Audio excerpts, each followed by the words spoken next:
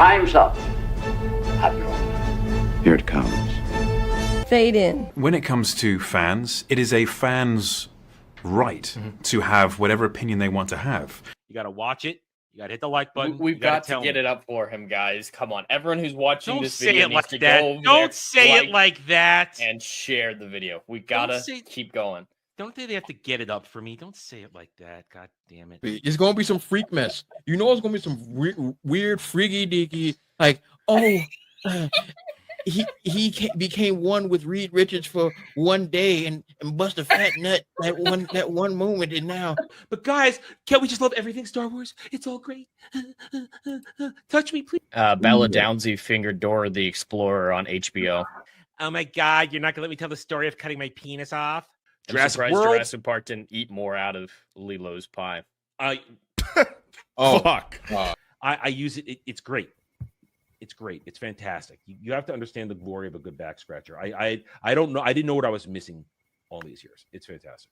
I'm tired of hurting my left arm to try and reach around. Box office.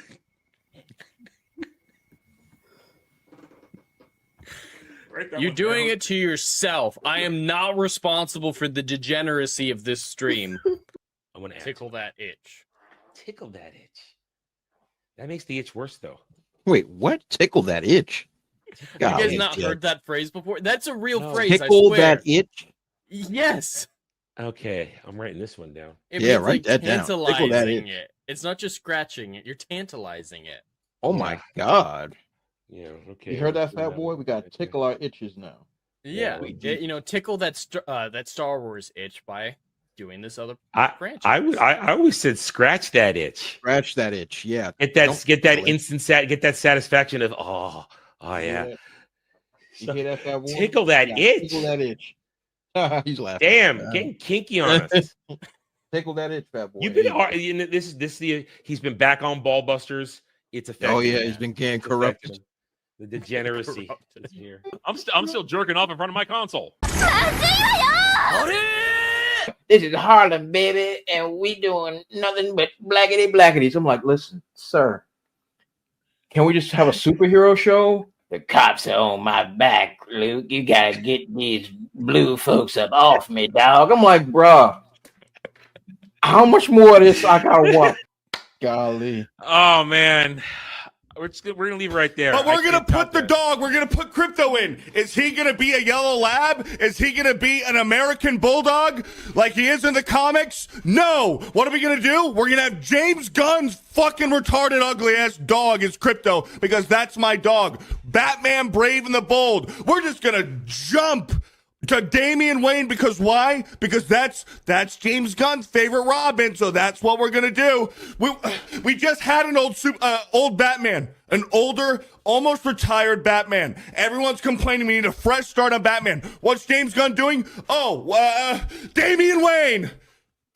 Where in the timeline is Damian Wayne? He's at the very fucking end. You're going to skip over Dick Grayson, Jason Todd, the death of Jason Todd, Red Hood, Tim Drake. You're going to skip over Oracle. You're going to skip over Barbara Gordon getting fucking paralyzed by the Joker. We're going straight to Damian Wayne. Are we fucking insane? But it was a space battle. It's a visually impressive object all over it. They already greenlit you to do whatever you want. They've already backed up the Brinks truck and got gold bars and naked hoes. What do we care? Yeah, you're here to bang women. I do not know if I am a girl anymore. I think I'm a they, them. What are you talking about? Game over, man. It's game over. I spent money on this book. Money. I sat hard-earned pimping money. Oh, yeah. Oh, them hoes had to walk the corners for many hours in order for me to acquire this book. I've been told by lore people for this stuff for House of the Dragon for the books. Yeah, Rhaenyra, she was into dining at the Clam Slam. She was into that. Clam Slam. She slammed clams. She dined at the oyster bar. She was all into that. I'd work with Haley Atwell every day. But with two hands even. Before you go, one question. Yes? Where in the galaxy is Sanusi? Show us your tits and I'll tell you. I want to see movies! and these tool bags wouldn't know quality if it walked up and motorboated them. Because, you're going to motorboat quality. Wait, what? Quality boobs. You want to motorboat quality boobs. There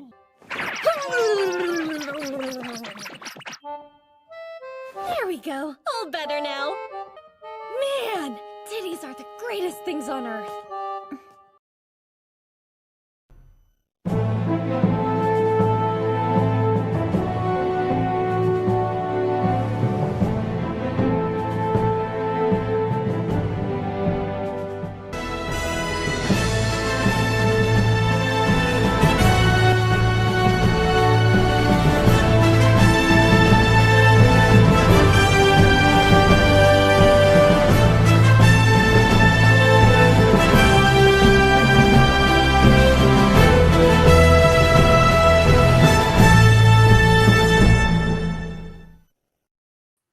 It's just us.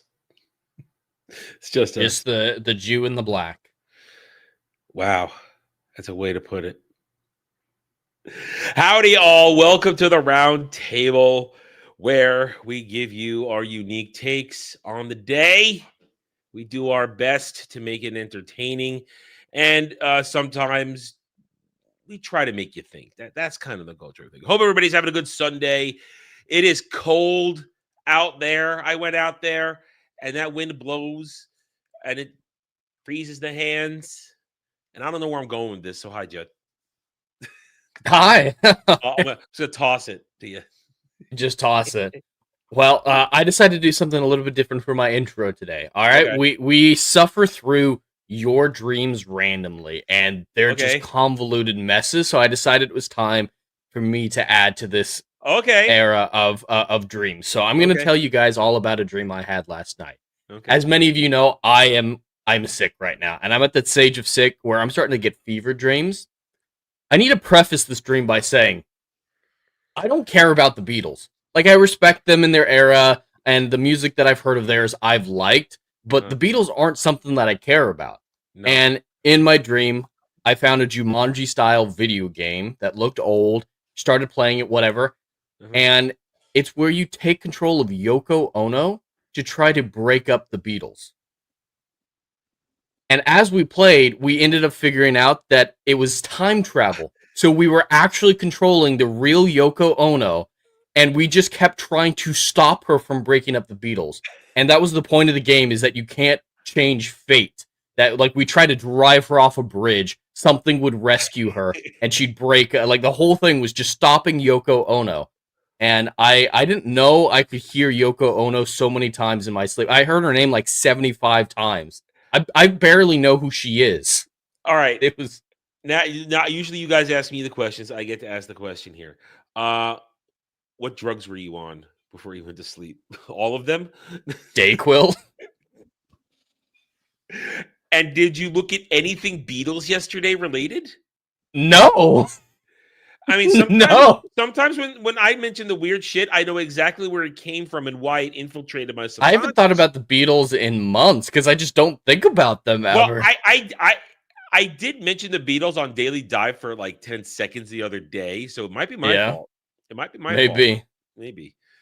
But we're in that fever dream state, and still there's better storytelling in that dream than in Jedi Survivor, which I am unfortunately playing for the first time. It was on sale for $8. Like, I love Fallen Order's gameplay. I'll at least enjoy the gameplay. I fucking hate this game. So, wow. The dream was at least better than Jedi Survivor. Wow. I hate the story so much. Wow. It's been a wild few He's days. not sure what to do here now. He's not sure. Yeah, there's a lot of information that just thrown at me. Who the heck cares about Yoko? And God bless the Beatles, I guess. Like, my dad doesn't even like the Beatles. I'm like, I don't like the Beatles. I've never liked the Beatles. I never I like understood their appeal. Hallelujah. Did the Beatles? Was that their original song? Did they do that? It's been remade so many times, but I don't know if they were. Yeah, I don't know. Okay, well, yeah. Okay, Jed. Yeah, okay. Well, okay. To your credit, Jedi Survivor's story is mid, especially when they get to that High Republic nonsense. But God, yeah. I don't think it's horrible. The twist. It just feels like there's no point with Cal. He's just meandering through, stumbles upon the High Republic, and is like, I guess I should do something. Yeah, there's only been 2 planets so far, and I'm 15 hours into the game. Yeah, it feels so much smaller. It's like Fallen Order felt like it was supposed to be a standalone game, but it became a huge success. So once again, some ankles were drug back into the studio to create something, and And I hate the Jedi Master from Fallen Order being alive. I think that retroactively hurts Fallen Order. Man, well, you had to have her go toe to toe with Vader. Oh, not her. Not her, a different one. I can't remember his name. The Zepho archaeologist who were following in the footsteps throughout the whole first game. Yeah. We assume he died in Order 66. That's just the assumption. And then this one's like, yeah, Series just kind of called me, and I'm now involved. You guys know Order 66 is pointless now in Disney Star Wars. It's just pointless. Yeah, it's a dragnet. Wow. Well, anyway, hey, fellas. Good afternoon. Good afternoon, to all. How you doing, Dre? Your ass is as cold as mine right now. Oh my God. I hate this weather so much. It's been a week straight of under 20 degrees. I am freaking furious. It'll be in the 30s next week. I would kill for 30s right now. I would kill for 30s. So the snow can actually freaking melt. I know. It's not Jesus melting. Christ. The same block of ice that's been sitting in front of my house for a week is still sitting there. Yep. The sun is out and it's doing nothing. Like, I hate this weather. I hate it here. Yeah. And happy blackity month. Yeah, everybody. The second. I had a bit, but you beat me to it. It's like, welcome to the most insufferable month of the year. Yep, second most. Oh yeah, June. I forget about June. About June. Yeah. Although people are starting to ignore June now. That last year, as they should, because the fact that gay sex has is a month celebration is absolutely absurd to me. Like, no offense to anybody that's doing gay sex, but y'all don't need no month of celebration. I'm gonna just tell the truth, shame the devil. I'm not gonna lie about it. That does not deserve a month. If you do butt play, you don't deserve a month to celebrate. Just keep it real. All right. Christ. We are off to a hot start today. There's a lot of I can feel it in the air. There's anger out there. It's a lot. I got some stuff pent up. Yeah, it's all right. We're here for you, buddy. It's just and it's February, the month I personally hate the most. Oh God, Heavenly Father, God, I hate this month. Yes, it's cold. We're angry, and we're here to talk shit. And we got stuff for you guys today. Hail and howdy to the chat. Hope you guys doing all right on this Sunday, February 1st. Hail to the mods, Legatus, Algram, Ruben X doing the job. Huzzas on the Joxer. Hey, Static. Hey, Frank. Hail, Dash. Anybody else? Not talking, just chatting. We're happy to have you guys here. Hit those like buttons. Let's get started. It's not one of those weeks where some of the things that happened we don't necessarily care about, or we've already talked about them in other ways. I mean, Jen and I have already spent multiple streams and videos talking about Star Trek, so we're not going to bore you with it here. We've already done it. On the other hand, there are some things we haven't touched on, and we do have reoccurring conversations. So after a little quick box office check, because Jed wants to check on something, we must talk about God of War again, because the casting keeps coming. And in my opinion, red flags continue. So we'll get it back. We'll just continue with that. I thought, we get one more. No, we got 3 or 4 castings this week, and probably more next week. We're going to get Atreus and Freya any minute now. Why are they hiding Atreus? Should have been one of the first ones. I don't know, maybe because it's a new kid actor or something. I don't know. Maybe. Then, of course, we are also going to talk the fact that DCU Batman may, in fact, become James Gunn's Batman. Yep. We talked about the writer last week. We thought that Andy Muschietti was going to direct. Oh, no. James Gunn might direct it. Talk a little about that.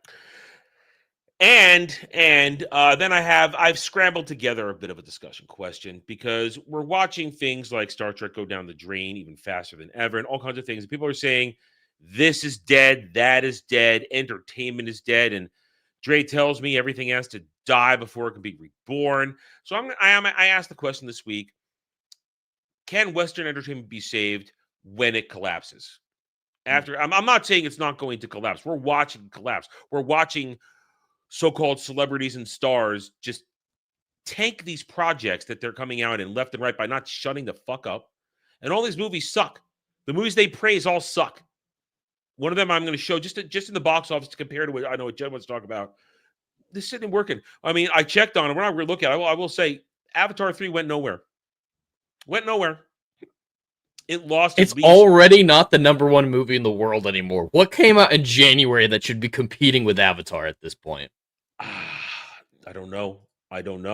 All I do want to point out here before we dive into the topic, I don't know if you heard about the new Harry Potter news that came out today. Yes, I did. Somewhere. I just saw it about 10 minutes ago that J.K. Rowling, according to John Lithgow, J.K. Rowling had zero involvement with the production.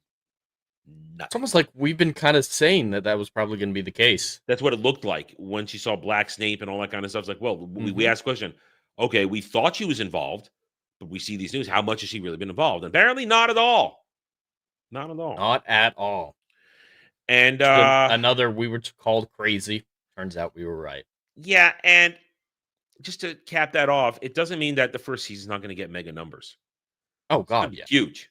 It's going to be huge. But it's curiosity huge. Second season will tell the tale. That will tell the tale if it'll hold for a season.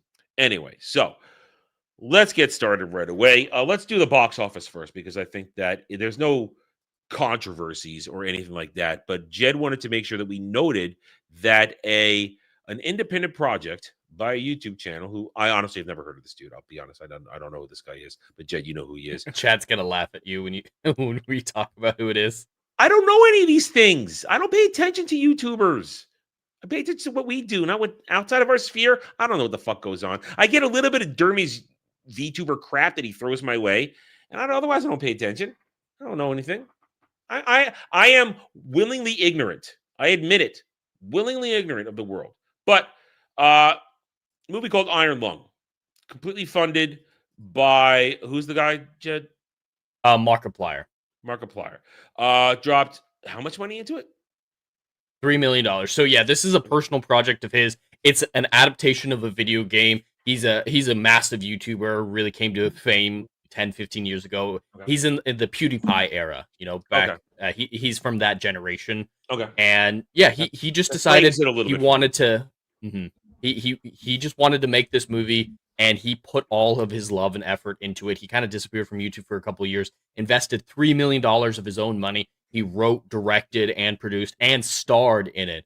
It's a tight film where I think it's mainly just got one set. It's a story of a submarine diver, like a small capsule. He's exploring the bottom of the ocean and things go wrong, obviously. So it's just mainly him in this capsule. And he created a distribution company, a production company. He did 100% of it himself. There is no studio that's even distributing this for him. This money is 100% his. There's nothing more independent than what he's doing right now. And like I said, $3 million. They got more than that on their Thursday previews. Initially, this movie was only going to be in 2,000 theaters, but when the pre-sales, the ticket sales came out a couple months ago, they sold out within weeks. So they doubled the amount of screens he's in, and now we're looking at this. $18 million opening weekend. The predictions were saying $10 million initially for the opening weekend. Those were like the ambitious estimates that they were hoping that they'd achieve. They've almost doubled the ambitious estimates. And I'm not a fan of his. I've never really watched his content. My wife did back in the day. I just wanted to highlight this because this is really impressive. 100% independent. He didn't even have a distributor. Respect. Yeah, and he's getting everything he deserves. From what I hear, the movie's actually really good. Okay. Really dark, intense. I'm actually going to go see it tonight after we're done with this stream. Hopefully I don't infect anyone in the theater with what I've got. But wear a mask, I'm looking forward to it. Wear a mask. I'm not expecting it to be extraordinary, especially from the acting standpoint. I've seen the trailer. He's clearly not an expert actor. But considering the circumstances, I can forgive a lot. And I just want to highlight this. Maybe his next movie could be great. So, all right. Yeah, it's nice to see. This is the #1 movie domestically, I believe, right now, overthrowing Avatar.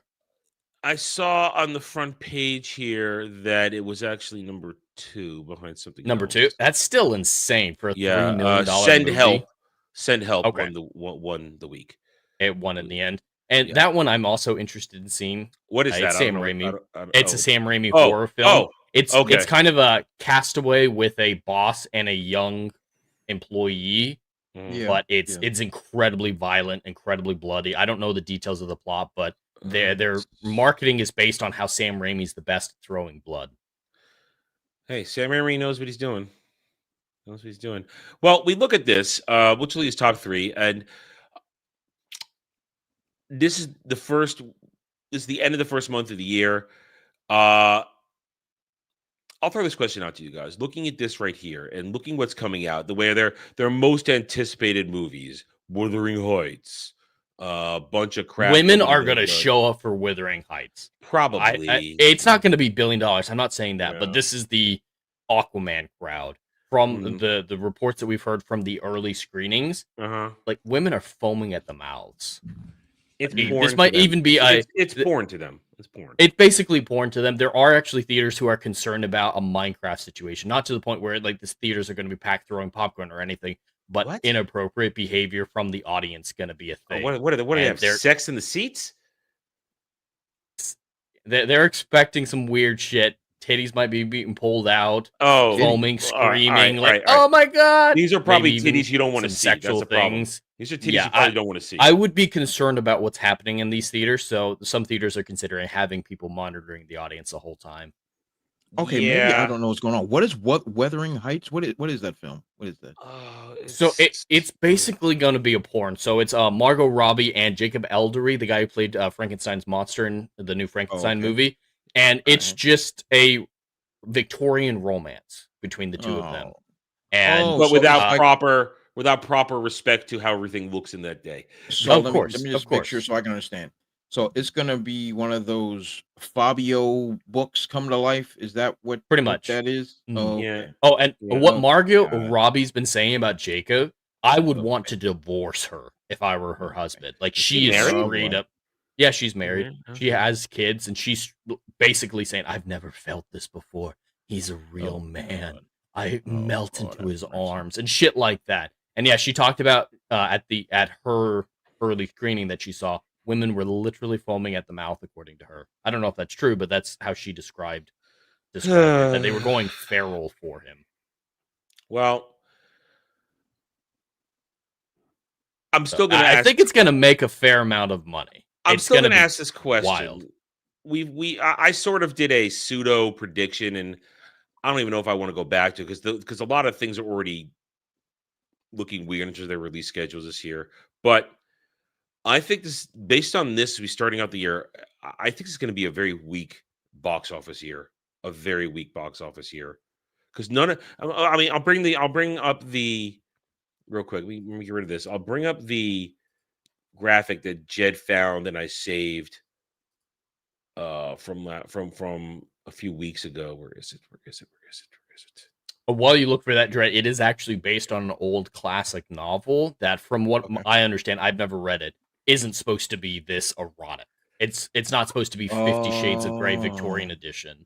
It's a romance, like Pride and Prejudice type of romance, from what I understand. I mean, going back over this list, which is not everything. Some things have been added since this came up, and some things have moved around. But there's not a lot of money here, if you ask me, for the year. There isn't, especially for the first 3 months of the year. I mean, like you said, we're already to February, and when this thing might make some money, but I don't think it's going to be. It's a female crowd, and it only cost $80 million. So all right, so it's probably going to pull down somewhere between $400 to $600 million. That's my guess.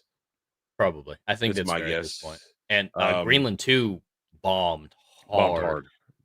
Did you ever get to see that, Drake? Did you get a chance to see No, I never got a chance to get to see it. I'm trying my best to get time this week to try to sneak out and just go see it, because I just want to see it. Like one of my good friends has saw it, and he says it's exactly what I would want it to be.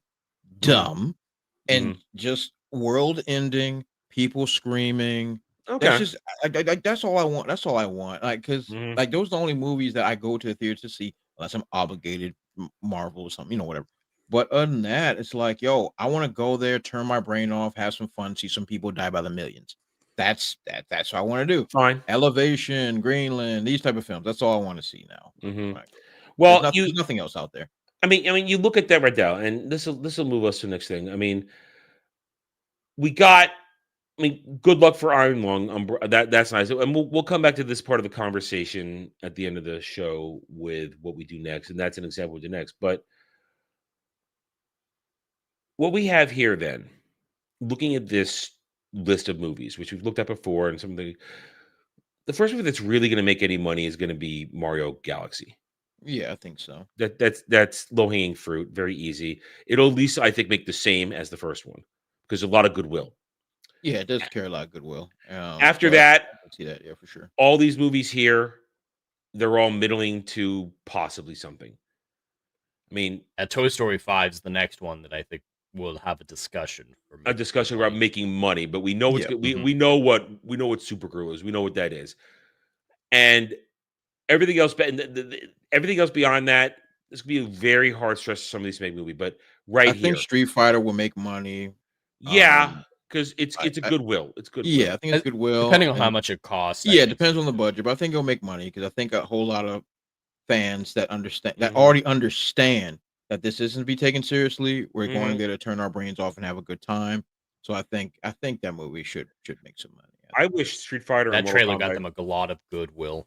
I wish Street Fighter and Mortal Kombat 2 were closer together. Yeah, wouldn't that be great? Wouldn't that make more sense? I really wish they were closer together. Just really because cool. For that old school feeling. Like a back-to-back summer thing. That would have been pretty freaking sweet. I mean, that would have been cool. But they aren't. But what is happening in the middle of the summer is the Odyssey. And at the moment, there is a story running around social media, which we will say this now. I will say this now. What we're about to talk about has not been confirmed. I'm going to say it. You probably don't want to say it, but I'm going to put myself on the limb. This news is a lie. It might end up being true, but the source is making it up right now. There is no exact confirmation for what we're about to talk about, so I wanted to get that out of the way. We are not confirming this. We are not supporting its validity, but it has created a certain conversation that I feel we could touch on since we have covered the Odyssey.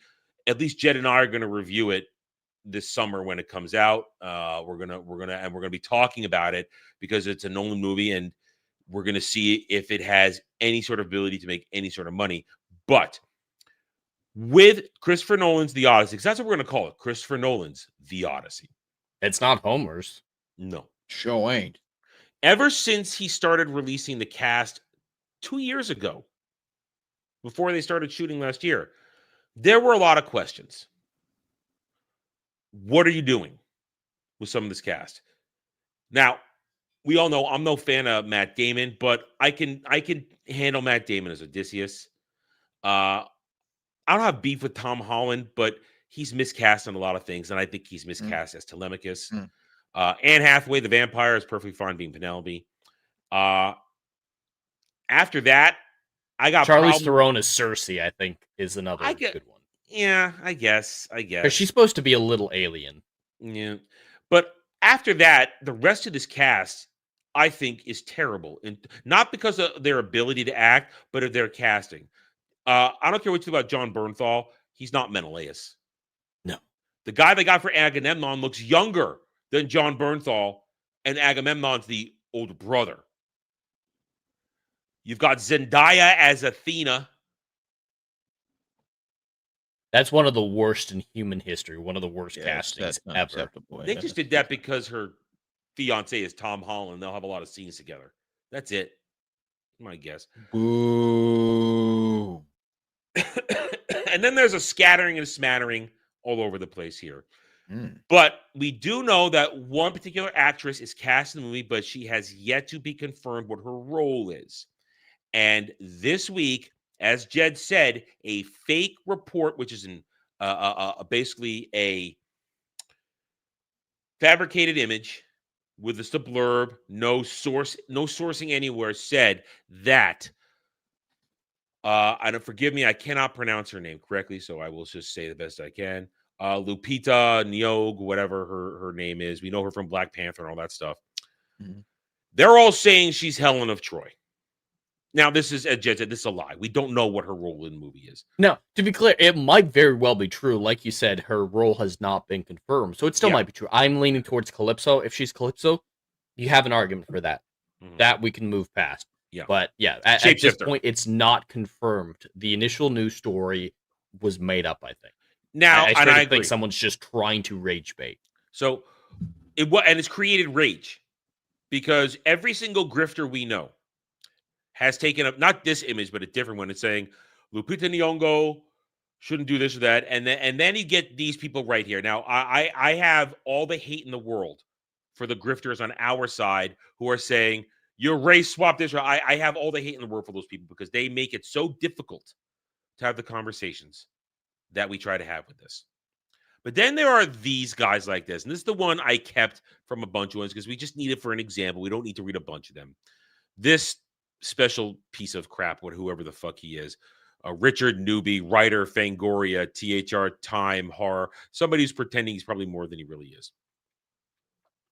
Helen of Troy is a mythological figure. She can be played by anyone. Her race is unimportant to the narrative. Diane Kruger is not Greek either.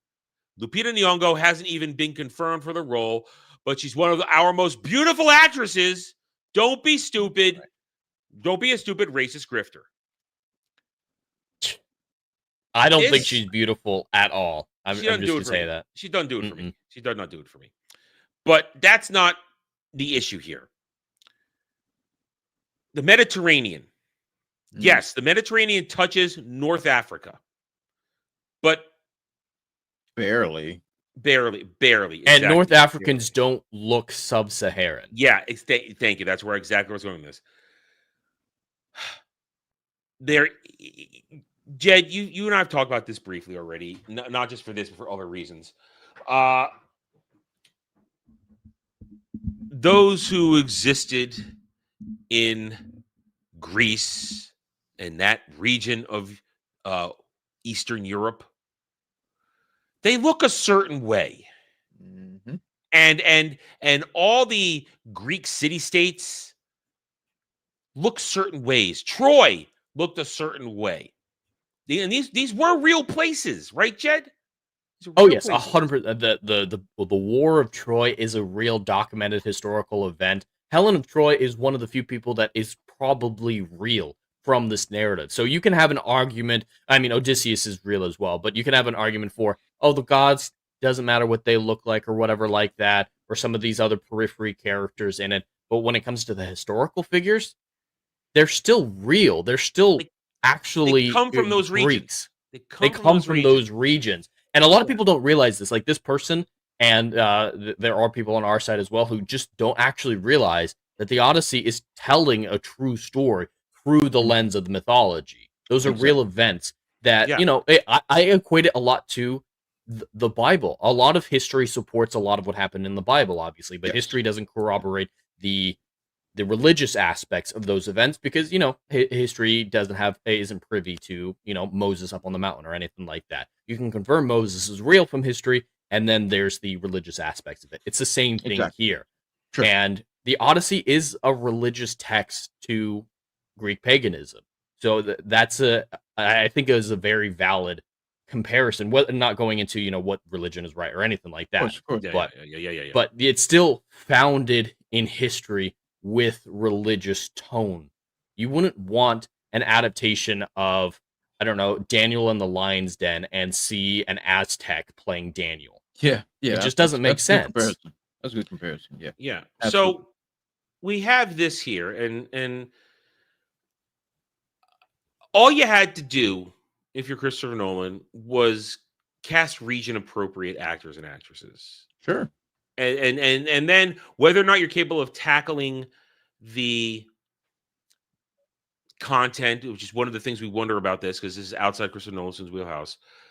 It would be would that be the story then? Can you actually do fantasy and mythological issues if you're Christopher Nolan, who is known for dumbing things down to gritty reality? Yeah. But Dre, this is ridiculous, isn't it? And so I'm going to go on a limb and agree with you. All of this is just fake rage bait. Mm-hmm. I mean, I mean, but anything's possible nowadays. But I'm going to limb and say that this is also fake. But at the same time, you can actually see them actually pulling the trigger on this, which is the saddest thing. Is where we're at. The reason why this is a conversation is because despite the fact that somebody made this up, we are living in a time and period and place where this can be a reality as far as a casting choice is concerned, and it is disrespectful to the actual history of these individuals. And like Jed hit the nail around the head. Um, Greek mythology is based off of actual events that actually happened during in their culture and their history, like the 300 men of Sparta and all that stuff. Yes, is there a fantastical version of what it was been called? Told? Yes, of course. But in The actuality, Persians did invade Greece. 100% happened. Yeah. 100% happened. So I have to agree.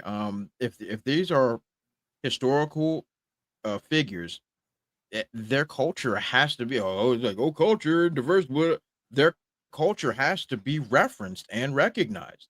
And Jed once again stole my thought. I was thinking about like the account of Job and how he was depicted as a man of the Orient. I would like to see that be accurate if it were. The same thing, like if they made Daniel in the lion's den, you better have somebody of some Hebrew descent sitting in that hole. You know what I mean? That just makes sense to me, because it wouldn't make sense if somebody like me is sitting in the lion's den. It wouldn't. It doesn't compute. But So yeah, Dre, so I'll lions are agree from with that. Africa, and you're black. Yes, because there was no trading of any level. Yeah, it's just fun. It's just very, very fascinating that we live in a time in which this type of casting can actually still happen. Of course, somebody like as y'all mentioned before, Lapita. I can't say her name very well either. Yeah. I don't know who classified her as a beauty symbol. I don't know who said that. I don't know who's doing these things. Like, do I find her attractive? Not really, but I'm pretty sure she's somebody's cup of tea. Yeah. I don't think she's hot, Me personally. neither. Me neither. And Helena No. of Troy is supposed to be a spicy meatball. She's supposed to be So- the face that launched 1,000 ships. Yes. She should be like Yes. the Or- most beautiful actress Yeah, the most they can beautiful get their woman hands they on. can Or possibly at the find same on time- Haley Atwell should be playing her type. Or you do this, Sure. because just Judas Goat Barbecue for $10 says Helen of Troy was actually a Spartan princess who ran away with a Trojan. Spartans were very strict on who was called a Spartan, so she would have been very Greek. Yes, people forget Menelaus was king of Sparta. He was king of Sparta, and his brother Agamemnon just also wanted an excuse to invade Troy. That's Agamemnon, who was the bigger king of Greece. So it's historically inaccurate to say that Helen would have been darkest Africa black.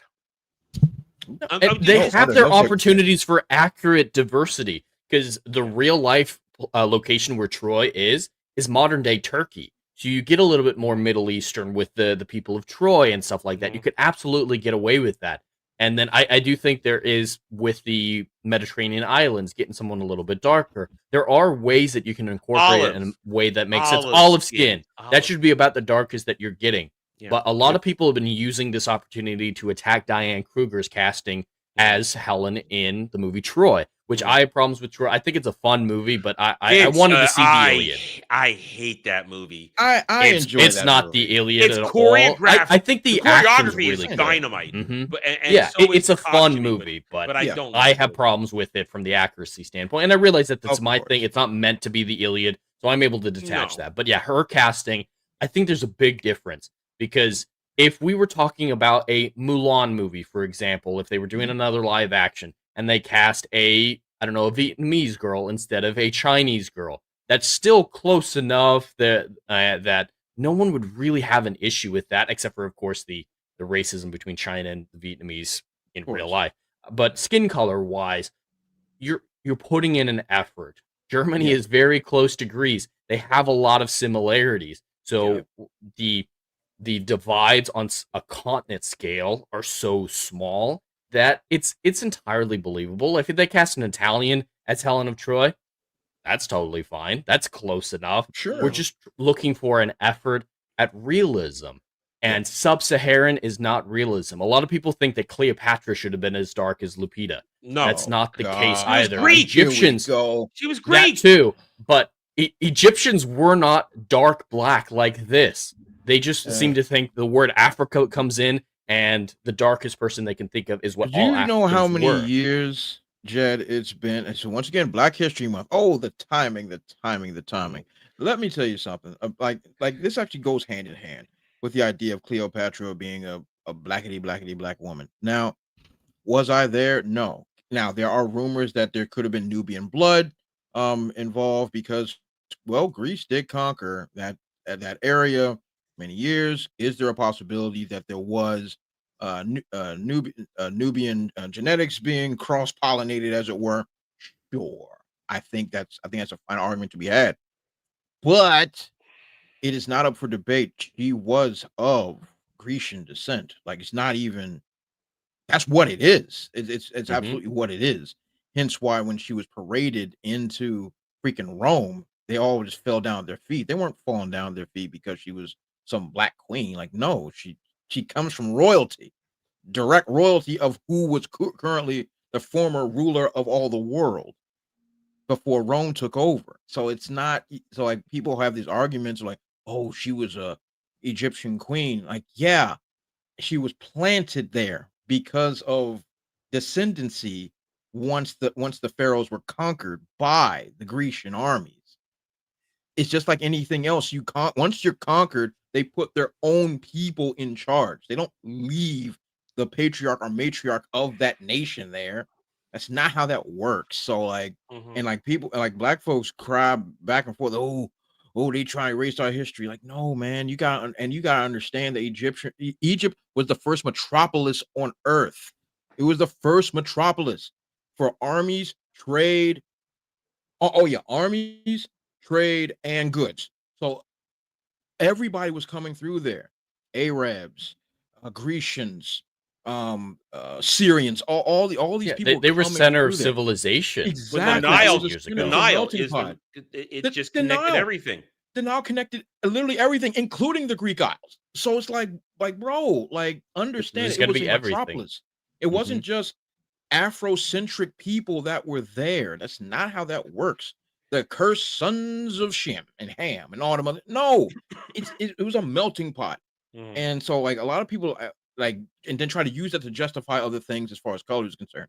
It just really bothers me. I hate people that don't understand history or ignore it. It just bothers me so And much. that's a perfect They don't word. understand it, and when they're forced to face the facts, they're just like, "Oh, it's mythology, so it doesn't matter." Like in And this you're case. a racist. You're a racist because you don't Mhm. want this actress to do this. No, the number one thing we always ask for, we just want faithful lore representation. That's Just what we want. try. Just I don't know try. why that's Well, hard to understand. like with the Woman King, for example, when that movie was coming out, no Forgot one about was that saying, "Hey, why aren't they white? Why aren't they white?" They're like, "Hey, why is the story not accurate to Wrong. the real history?" Yeah. The argument from people like us stayed consistent with that movie. It stopped being about race when the race was correct, Yeah. but the accuracy argument endured. It was horrible. The So- accuracy of that was horrible, and I can't stand Yeah. it. It's a disaster. Dre said the perfect word: ignore. It comes back to people. The example I just showed. If there's one post there were a dozen more like it when I was scrolling by yesterday when I was thinking about talking about this, and they want to ignore this stuff because it's not about. Excuse me. It's not about. Hey, it happens. It's not about being accurate. It's not about entertainment. It's about what we always talk about with this shit: activism. It's about activism. They need to have something in there to hold up their ideological activist belief. And, diversity, equity, inclusion, DEI, as we like to call it, that's still running rampant. It is still the currency in some entertainment circles.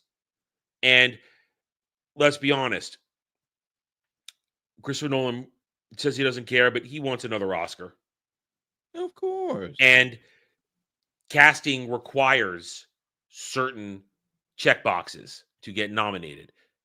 And this film, no matter what, will be nominated for all kinds of things come next year. Because it Yeah, finally for sure. qualifies. And like Yeah. I said, there are ways that you can do it that make sense. I'm actually not one of those people who says all the gods need to be Greek as well. They were gods of the whole world. They were just centered there, and a lot of them are known for shapeshifting. So adding a little diversity into the gods doesn't really bother me. Like Artemis, she was actually known for going down to Africa. Dionysus, he was raised in Ethiopia, in modern day Ethiopia. Right? At least that's the myth location. So you can get your diversity in stuff like that. Calypso, she's the daughter of a Titan who lives on a tropical paradise. Her being a little bit darker makes sense. And she's a But they're just shapeshifter too, a real shapeshifter. And she, yeah. And so, but the movie is just rapid fire, making it random. And that's the big problem is the human characters who live in Greece should look Grecian. If it's a mythological or supernatural character, you have room for an argument. Cast the best actors for the job in something like that. Yeah, like, get somebody better than Zendaya, please. Get somebody better than Zendaya, because if it was like Salma Hayek playing Athena, I'd shut the fuck up. Yeah. You want a little bit of a mature woman as well. Like I think Athena should be a little bit closer to middle age, not old or anything like that, but she needs to exude wisdom, and that usually comes with maturity, with age. So having an actress in her 40s or 50s is much better than Zendaya's 27-year-old ass. Salma Hayek stores all her wisdom in her fantabulous tits. Yeah, I think Salma Hayek would actually be a good Athena casting. Not the best, but that's one that I would entirely forgive. And it's very easy to, like you said, muddle with actual fantastical supernatural things, because these are gods who are known for changing their form, changing their shapes, and this and that. Yeah. But if you're going to do it, get somebody better than Zendaya. Get somebody better than Ellen Page in whatever role she is going to be. I still want her to be the Cyclops. That's my dream. Wait. That what the individual? Ellie Page is in the movie. Yeah. As what?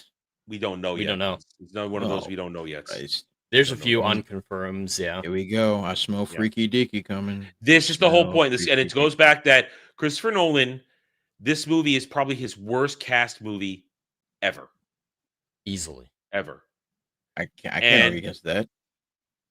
So it has a lot of problems going into it. And then, of course, like we said,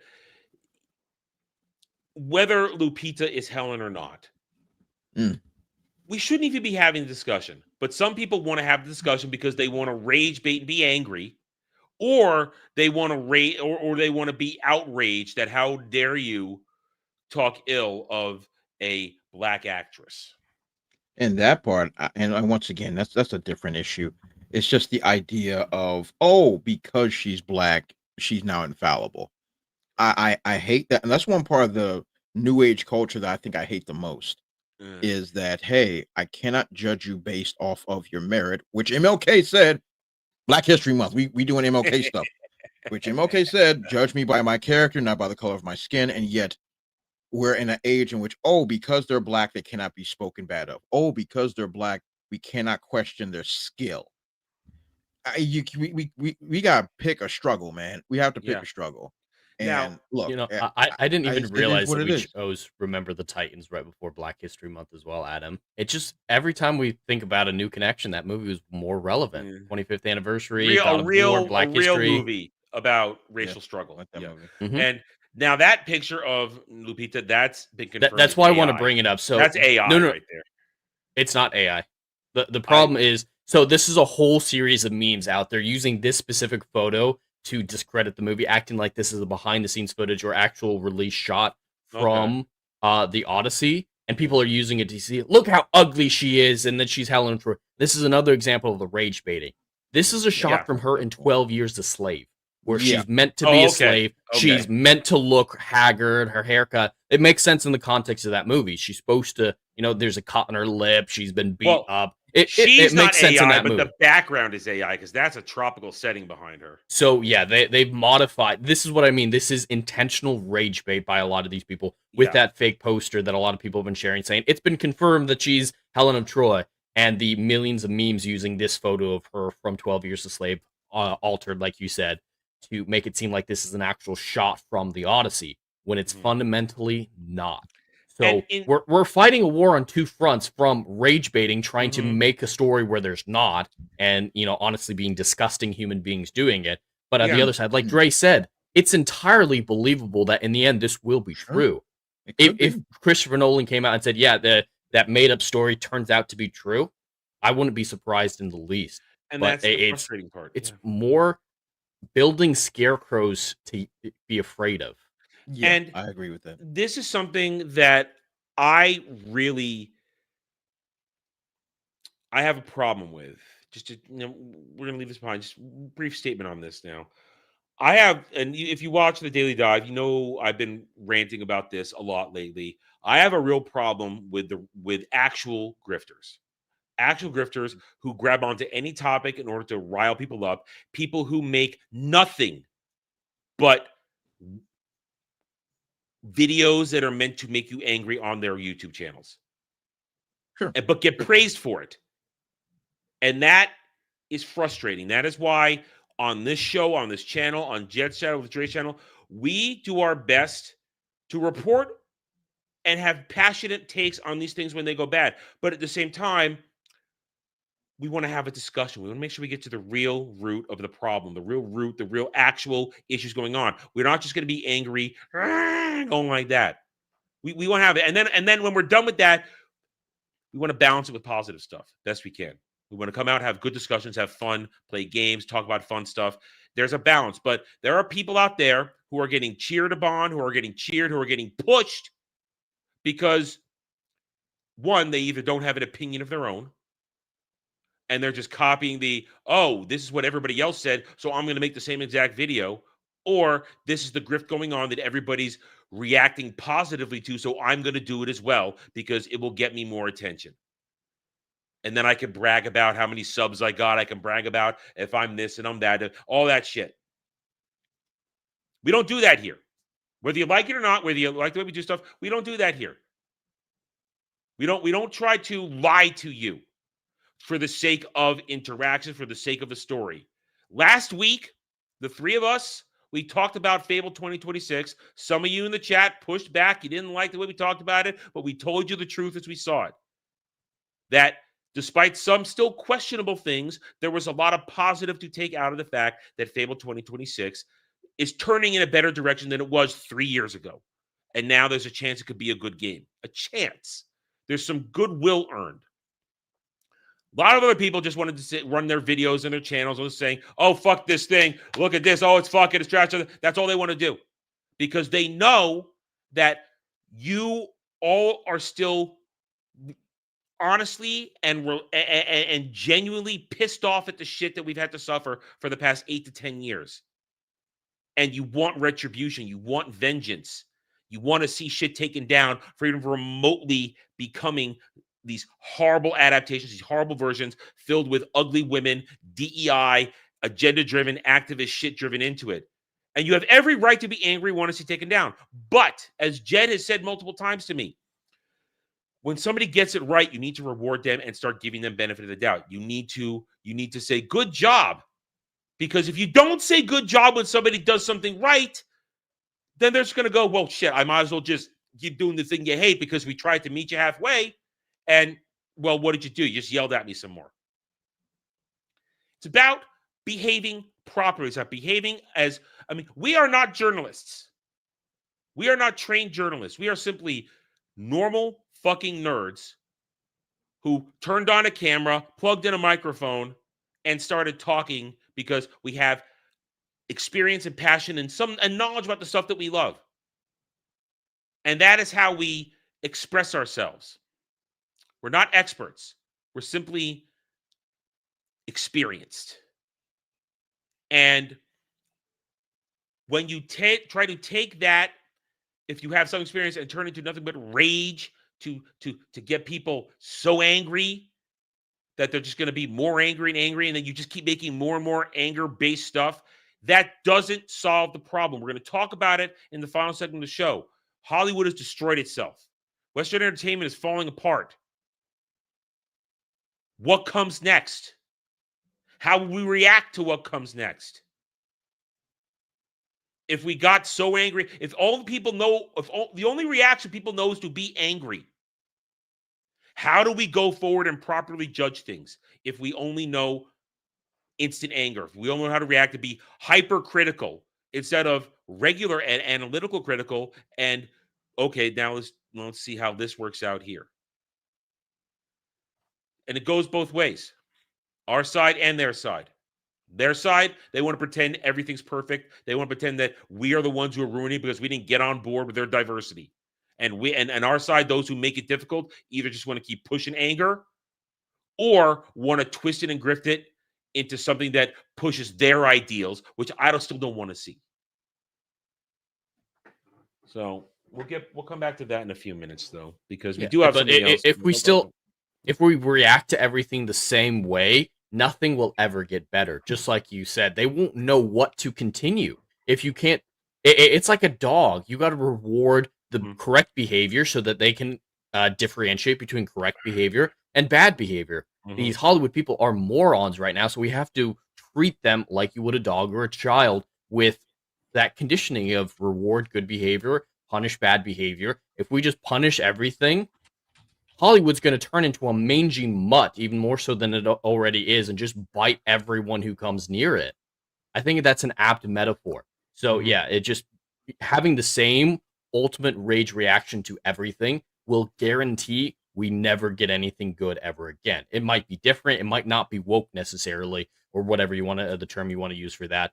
But it still won't be good because they can't know what's good unless there are analytical people or people willing to take each decision, each product as its own thing to respond to it correctly. And giving up on a franchise isn't a bad thing either. Like, I don't care what Star Wars gives me, but there are Star Wars fans who still want good Star Wars content or good sci-fi. And yeah, you just need to find something good and highlight it so that these people understand, all right, people are gravitating towards manga, for example, versus comics. So there are comic book creators these days. I think it was one of the heads of DC Comics said, hey, yeah, people are really liking, really liking manga. What do they have that we don't? When you do stuff like that, we're not saying just keep giving these franchises chances. Just highlighting what's good so that people like him that are receptive to noticing that can learn. And that's good. You're saying the exact thing. You have to learn. You have to. We cannot be locked into rage. We can't be. Now, nothing ever changes. Now, here's the example of us trying to carefully analyze something that is going to come out. We've been covering this for weeks now as they've been dripping out the cast announcements for Amazon's God of War live action. We know that it's being showrun by Ronald D. Moore, who is most notably famous for Star Trek Next Generation, DS9, and Battlestar Galactica reboot. So Ron D. Moore, experienced showrunner, great writer when he gives a damn and when he knows the material. Now, Ron D. Moore has been very open that he doesn't care about the games of God of War. He's going to play them. He's going to read up on them. Now, you would hope they have somebody in his ear that does know it to guide him. And we have been questioning that because his decisions have been odd. We do understand, and we mostly agreed that it was a good idea to get Ryan Hurst to be Kratos because Hurst is involved. He has the DNA of the franchise. He was voicing Thor for Ragnarok. So, okay, he understands Kratos. He may not have been Kratos, but he understands it. So he can probably give a solid performance and get into it. A couple other things got announced, and we're like, okay, fine, whatever. We're questioning whether or not we should see Heimdall or Sif or all that kinds of things. Jed made the case flashbacks would work, this and that, because of all the stuff that goes on. But they also did they cast Balder? I think they cast Balder. Not yet. Not that I've seen. We haven't seen Balder yet, which, Yeah, all the people they should have in season 1 haven't been cast with the exception of Kratos. Everybody else is season 2 or 3 casting. Where's Atreus? Where's Freya? Where's Balder? Besides Kratos, those are the only people we should have thus far. Yeah. And Athena. This week, I remember I said last week, I'm sure we'll get a couple more announcements. Like, no, we got a bunch. We got a bunch of announcements this week, which now we will question because I question whether or not these are smart choices by Ron D. Moore. The big one that dropped the other night, middle of the night, was that they've got Mandy Patinkin for Odin. I guess Richard Schiff either said no or was not available because Richard Schiff would be cheaper than Mandy Patinkin, and Richard Schiff is already Odin. And it's not like they're unwilling to recast or include actors from the games into the show because Mimir is played by the same actor. We're gonna get so, we're gonna get in a second. Yeah.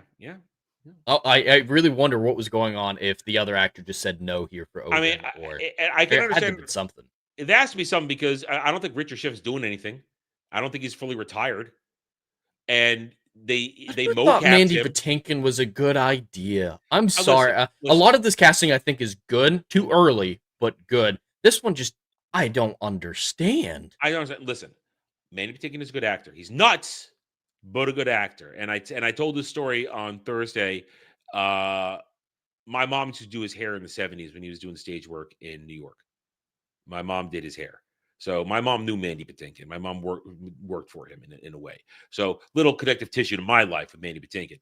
Mandy Patinkin is a great actor, but I don't think he has the type of presence you want as Odin. Because the Odin portrayed in Ragnarok is a slick, shifty MFer, which Richard Schiff played perfectly. Mandy Patinkin, he's not that kind of actor. He's not that kind of slick, shifty snake oil salesman kind of guy. He's suave. He has a different kind of presence. Mandy Patinkin has gravitas. He doesn't have the gravitas to be that kind of Odin unless they're changing how Odin's going to be presented. So I'm sorry. I gotta be as honest as I can. I have not seen this man in anything after The Princess Bride.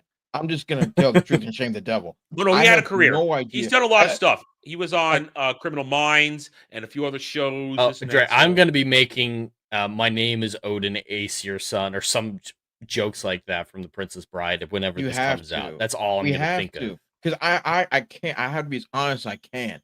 After The Princess Bride, I have no clue what he's been in. None. Lots whatsoever. of stuff, but nothing major. But that's what I'm saying. Nothing that has been like, oh snap, you can be a straight up gangster pimp. Nothing comes across as that for me. Nothing that I know of. Let me be as clear as I possibly can. Because look, I didn't follow his career. I ain't gonna hold. I have no idea. You could have told me he was in The Wire, and I would have been like, okay, yeah, he was in The Wire. I would not know anything after The Princess Bride. I have no clue what he's done. But okay, I mean, maybe he can pull off a gangster pimp. I don't know. Maybe I don't think so. But I have no clue. I think this is a massive miscast. Not because Mandy Patinkin's a bad actor, he's just not suited for this role. It's just not a good thing. And then we got 3 more. I actually think he could have been Mimir. Like if he was going to be in it, I think he could have. But we didn't need that Mimir. because Mimir's going to be CGI, and they got the actual voice actor to be Mimir. They got Alistair Duncan to do the voice, which is it's an easy win. Mm-hmm. He is Mimir, and I know Alistair Duncan from a lot of stuff. He's a good actor, and Mimir is great. So wow, we're gonna hear him say brother a whole lot in the show. So great, we're gonna get that. But then we got 2 more. You got Danny Woodburn and Jeff Golka, a couple tiny guys, as Brock and Sindri. Fine, but all right. I have controversial opinions on this one. Go ahead. I don't know the Sindri actor, so no comments on him, but Brock specifically. Yeah, we just saw him Brock recently. Exactly. He played Zoltan in Witcher Season 4, and I do have to say, I'm glad it's not Peter Dinklage. We need more, dwarven actors and things besides Peter Dinklage. But the thing with Brock is he has so much presence. His voice needs to be deep and resounding. And if he were tall, you should be scared shitless of Brock. Like, Brock has fucking presence. This guy has a voice higher than a 10-year-old girl.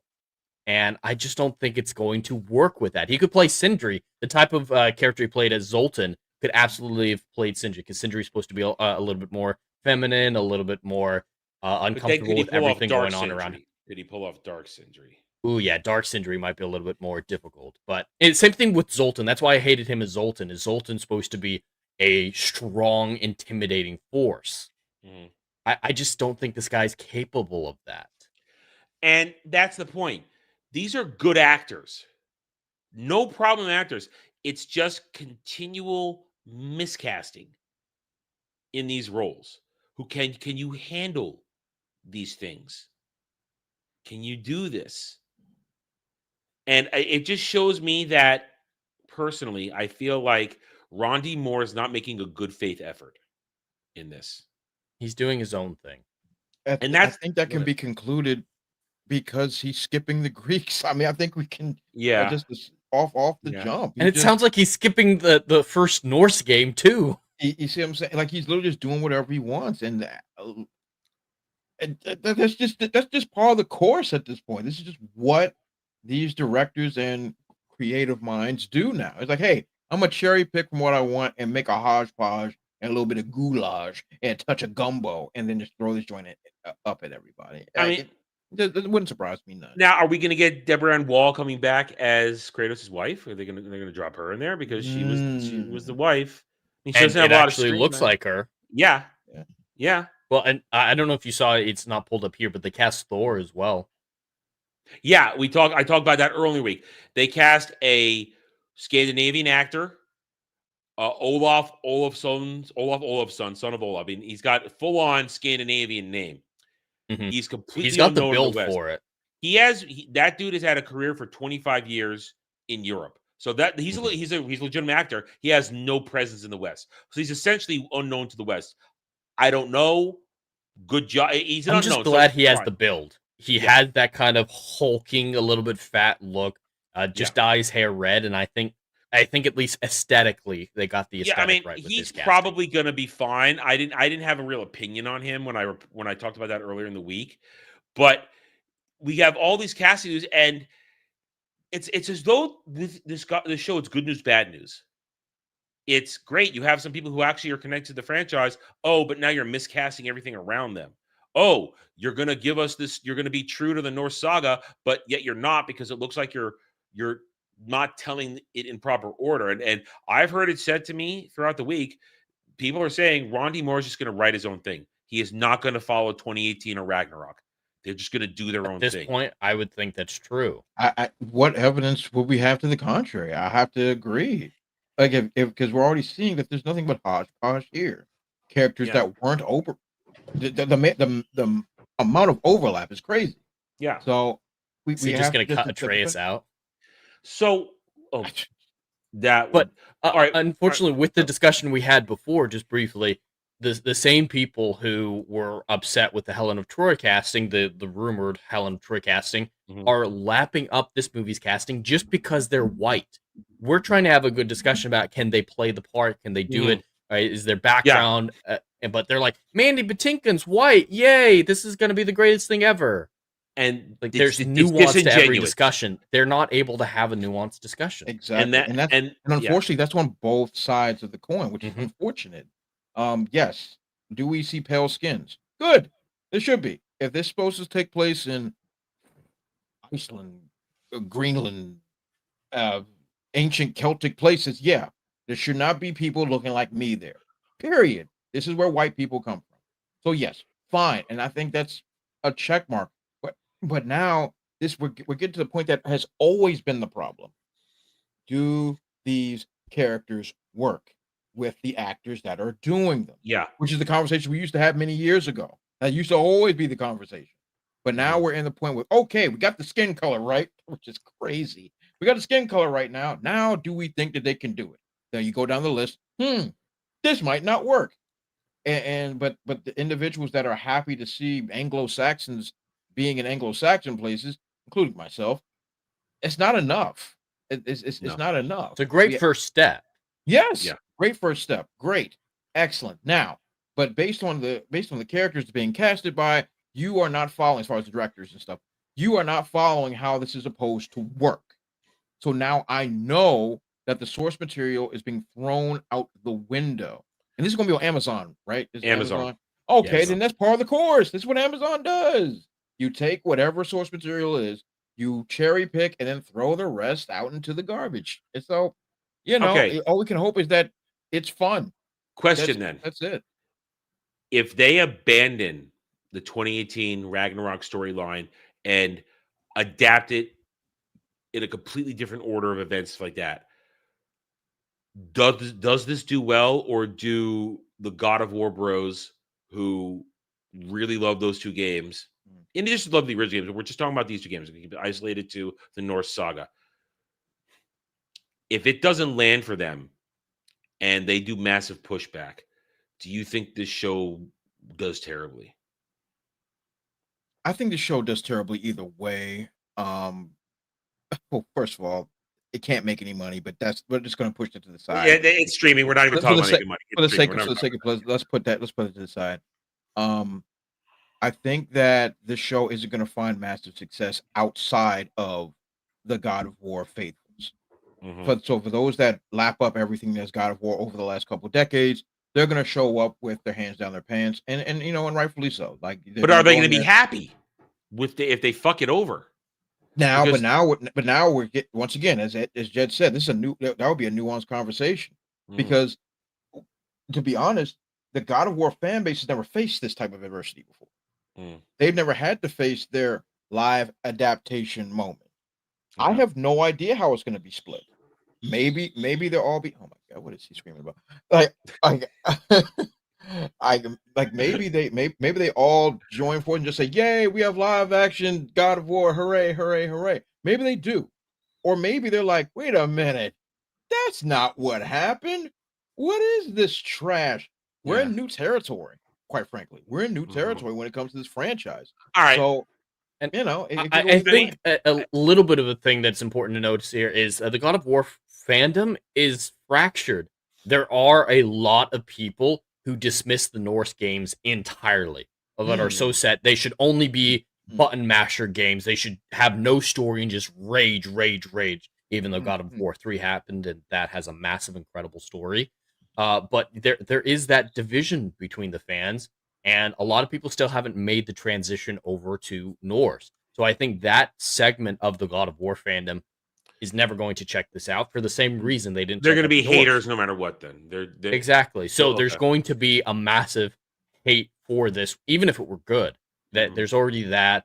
Then the God of War 2018 and Ragnarok people, whatever their reaction is, heard it, probably won't help it that much. And the normies, I think a lot of normies are interested in a testosterone-filled show at this point. They're so rare these days that might help a little bit. But if they change it too much, we're not getting that. I'm worried that it might neuter Kratos. If they neuter Kratos, it's dead. Like, if he doesn't look like Kratos, doesn't sound like Kratos, it's over. You're talking about the normies. It's a great thing. Normies, we know what normies are normies. They're going to do their normie thing. But when it comes to gaming, normies, it's a little different, because they'll come in to play these games and then they'll move on. They're not going to be obsessed with it like the faithful, but they're still going to know of it. They're going to be aware of it.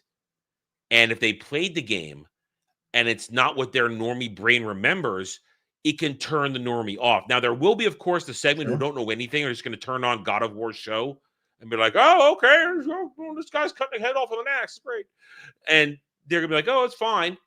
But my response is, to Dre's point, is, what these people, how they can react? I think we do have a current time comparison. Halo. Okay. Halo TV show. What was the reaction by the Halo faithful to that abomination, the Silver Timeline? How many times did they say, us among them, it didn't happen like that? I think we have a comparison. I can agree with that. Yeah, I think so. And once again, that was the first time the Halo fan base had to be faced with modernism and what they got going on. Yeah. And those are, and quite frankly, those are dude bros. Let's get that part out the way. The Halo fan base are the dude bros. They're there for high octane, don't change nothing, keep Master Chief as Master Chief, and I better see bodies dropping left and right. And show me them Cortana titties. Exactly. And they got none of that. No. They got absolutely none of that. And so they misread their audience. They misread the whole thing. And good Lord, did it tank. That junk tanked big time. We're talking straight up Titanic type tanking. That junk was bad. I had fun ripping that one apart. That was fun. I enjoyed that. Yes, you did. Such an easy one to get right. The reason why I just stated, Jed, that's the problem. They're all easy. They're Yeah. all easy. There's decades. There's decades of content. Just grab that, put it up there. I mean, how many times have I said this? Take that, put it up there, and drown in money. That's all you got to do. It's not plagiarism if you have permission. The heavy lifting's been done. It's done. All the hard work is done. All you got to do is take it and put it on a different medium. That's all. Yeah.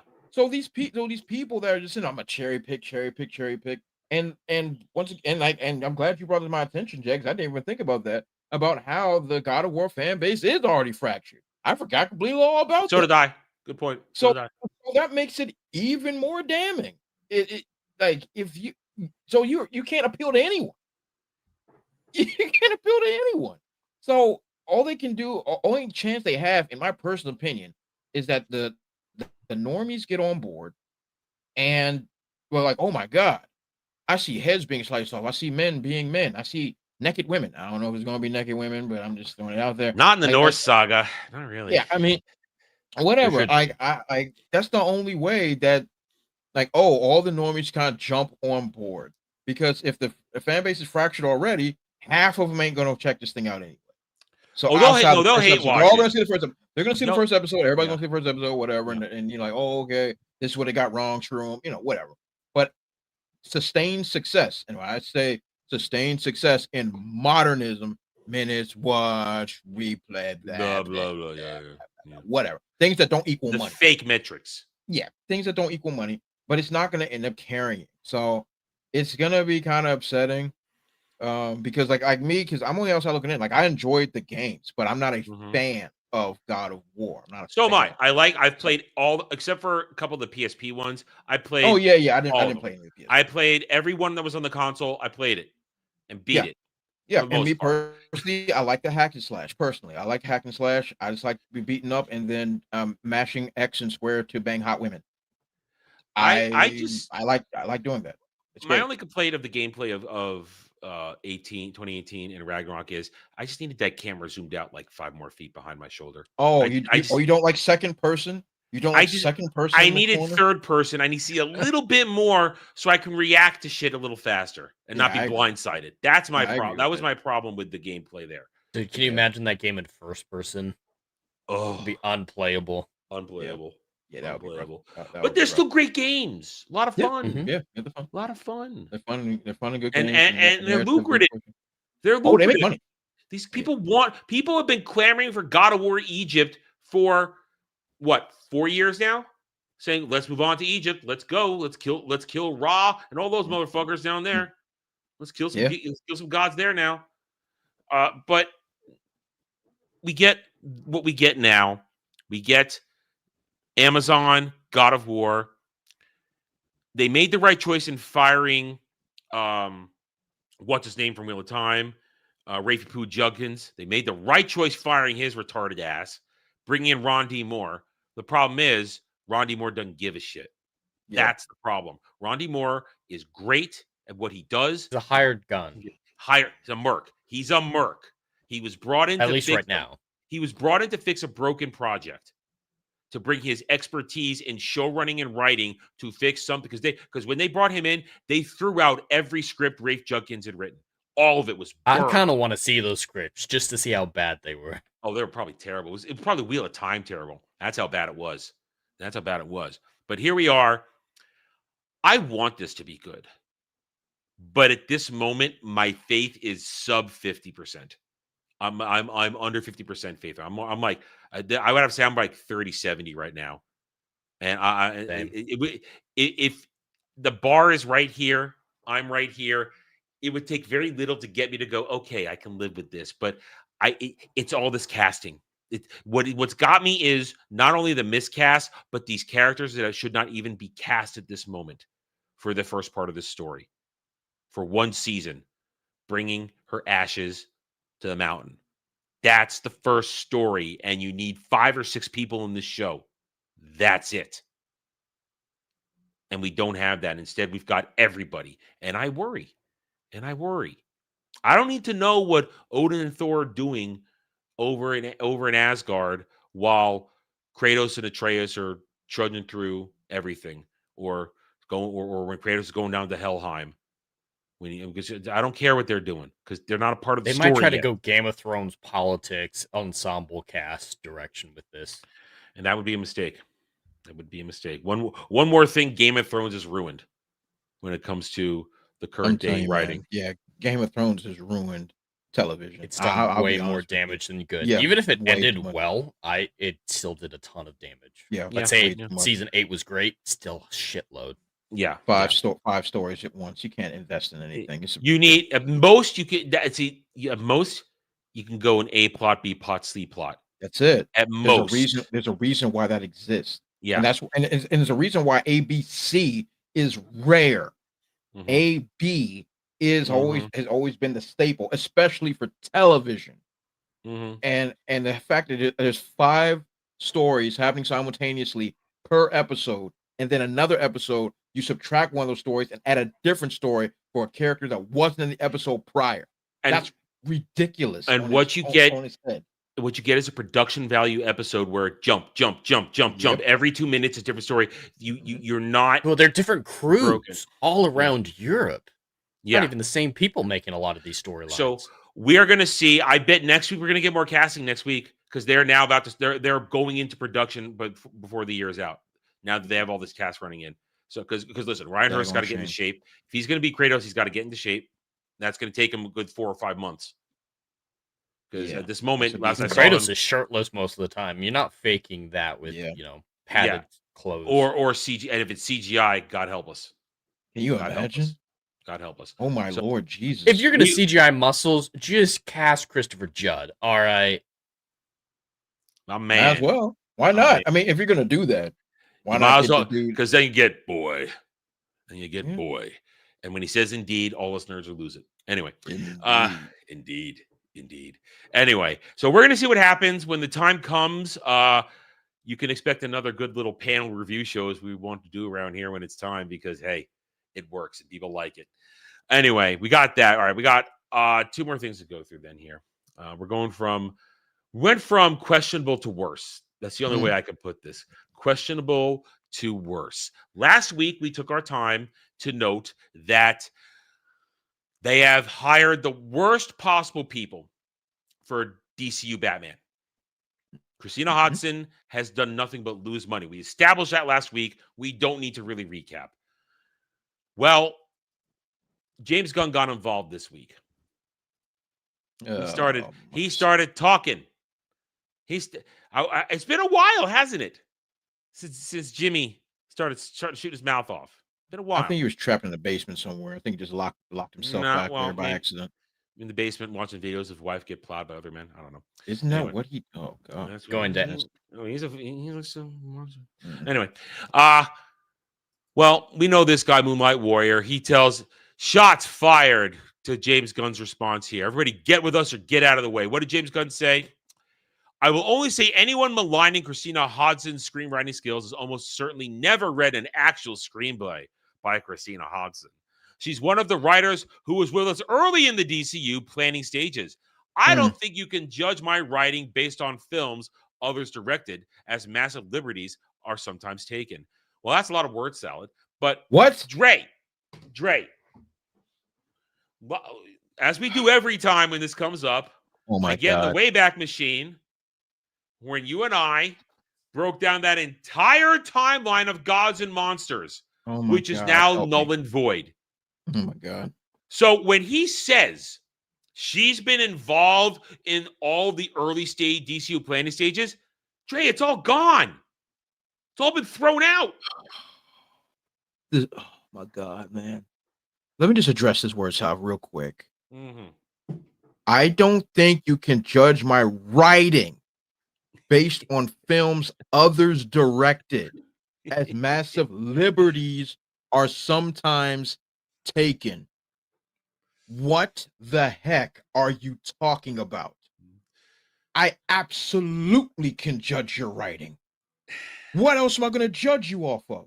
Mm-hmm. So your idea of scapegoating is, oh, my writing was good, but the director got their mittens on my writing and then violated it. What happens when James How Gunn's can- the director of his own writing? I don't. What? That's not how anything works. That's not how anything works. Not to mention, especially James Gunn, who's usually a director and writer of most of his own projects. Yes, Let's get that out sir. of the way. Yes, Let's tell the truth and shame the devil. Okay, let's get that out His of the other way. personalities took over. Mm. And as far as Hodson, saying that she was there in the forefront of the DCU is an indictment on her. It's not a win. It's not a win. That's a horrible thing to say. If anything, protect this girl. Say that it was all me that made this map that is completely in the toilet. You then put her out there and say, she's been there since the beginning, baby. She's been there since the beginning. Well, she should be fired. She should be sniffing the unemployment line. She should be at the soup kitchen getting a little scoop here and there. You should be ashamed of yourself. For the Flash alone. For Flash alone. And like I'm saying, take the body of work. Take the body of work. If you're going to sit and tell me I can't judge you on your body of work is wild. Yeah. What else am I going to judge you on? That argument works for a single What else project can I if you possibly know judge there you was on? studio interference or something like that. But if your entire body of work over a decade is consistently awful, that's no argument to stand. That's no leg to stand on. If they'd said, oh yeah, the Flash specifically, you can't judge her on that one because Andy came in and changed it. They had different people come in and rewrite it. All right, you can have an argument for that for a single movie. How can you have that argument for an entire career with different directors, different producers, different studios? It's moronic. Mm-hmm. What else? And the Like you said, consistency Greg, is what always else are you going you. to judge? Mm-hmm. Yeah. I What's love the common to say, denominator? the common denominator is you. Exactly what I was going to say. The variables change, but there's only one constant in the equation, and it's you. And the result is diarrhea each time. So, as a sensible human being, I have to look at you as the constant failure. To sit there and say, oh, it was always someone else I was paired with is what ruined my project. Let's just say it's true. Why do you keep pairing yourself up with these type of garbage people? There's no way you win this. Either way you spin it, you suck. So he just threw Andy Muschietti under the bus. 100%. Did. Which explains his next point. After you already said, like, oh, Flash is the greatest movie I've ever seen. Yeah. Oh, yeah. You're a liar and a thief, and you should be ashamed of yourself. Rule number James 7 Gunn to live Barney- by. James Gunn is a liar. Without question. Like, he's beyond a liar.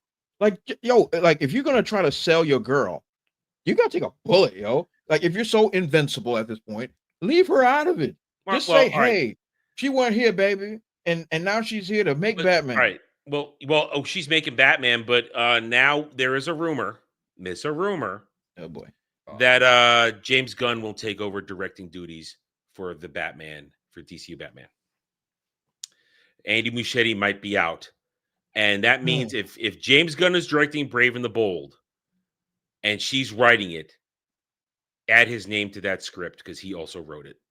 Without question. I mean, you should do that anyway. Yeah. But now it's official. But now here's the thing that they've been, and by they I mean the guntards, the throating guntards. They have been over and over saying he's not writing this and it's going to be great. He's not directing that. It's going to be great. No, as Dre put it, he's going to have his booger stained fingers all over this shit. Oh, yeah. And now it's going to be official because Oh, yeah. ain't no way he directs something that he doesn't have a writing credit on, or at least Ghost wrote it.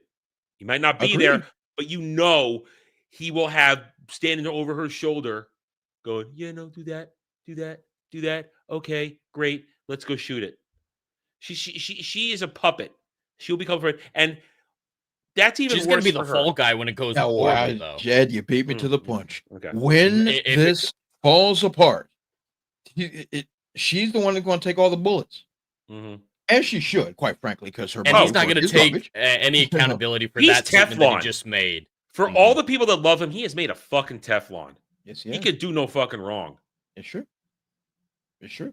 So I think, person's Dre, gonna you would be protect himself. hard pressed, though, to say what's the one character worse than Superman that James Gunn could take over. And It's direct Batman. it? It's Batman. That's- It's like I don't Besi- think it's even There's nothing controversial. else worse. like His you style can't is mess so this up. antithetical to Batman. Yep. And if he's taking over directing duties, which in my personal opinion, I believe he's taking over these duties because this is all or nothing. and I believe that he understands that he will be moonwalking with Christ if this joint does not go over well. Well, what's the rest of this I year? don't see how it is. What's the rest of this year? We got Supergirl. We know what Supergirl is. There's no mystery there. We know what that is. Then we got Clayface. Clayface. Lanterns. And he's out. Yeah, Lanterns. I wish they pushed it back. Keep forgetting. Push back to June. Sorry. So it goes Supergirl, Lanterns, coming out, man. Clayface. It is. It is. It's coming out, and I'm going to review it. Do you think Clayface might be a decent movie separated from the IP? Do you think there's a possibility that, pretending this isn't actual Clayface, it might be okay? Or Jed, there you go again. Jed, you're doing it again. I'm just curious. You can't have a Batman villain without Batman. You really can't. That's what I mean is separating the franchise. Not on this level. I mean, people say, Adam, the Penguin show. That's what I mean. That's an anomaly because that's what's going on with. Okay, this is what I will say. 1 and 2. That's different, I think. And once again, Matt Reeves knows what he's doing. So once again, you're comparing something of somebody that knows what he's doing, that cares about his source material, and then there's James Gunn. So let's talk about the Penguin just for a hot second. Well, let me add something before you go in. The difference is that, I just want to toss it in before you get going. The difference is Batman was already seen beside the Penguin. They already did it. Absolutely. His Batman's presence is already felt. Now you can move on. Yes, absolutely, 110%. I'm glad you said that because you beat me once again. Y'all on fire, beating me to my lines. But look, and Batman has been established in this world. We already know what he's doing, and we know exactly how this world functions before we got the Penguin show.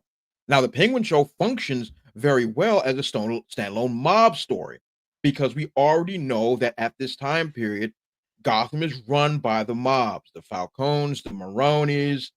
We already know that because once again, the film established that that's how things are going down.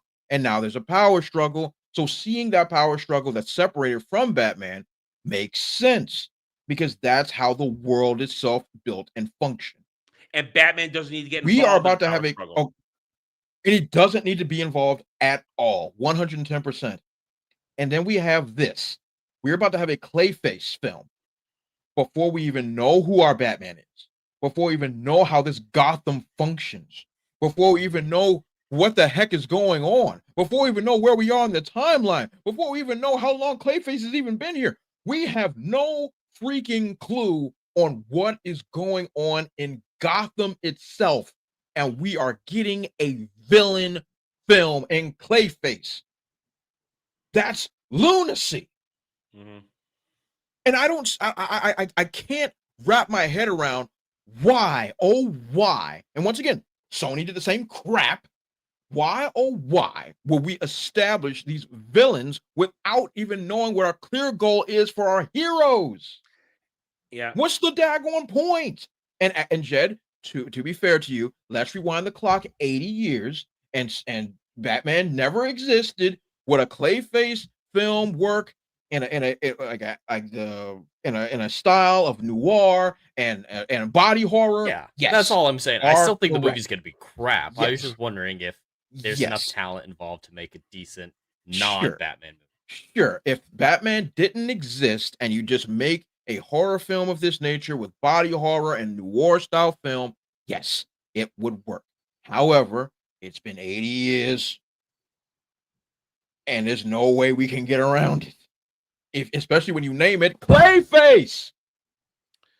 And I think it's Matt Hagen. I think they made it Matt Hagen. Which is fine. I like Matt Hagen. I like Matt Hagen's Clayface personally. Yeah. And my personal opinion is I like him more. I like it. I think it's done very, very, very well, especially in the anime series. Excellent job. 100%. That's actually some of my favorite episodes. The two-parter in the anime series. One of my favorite two-part episodes in the entire series. Tremendous stuff.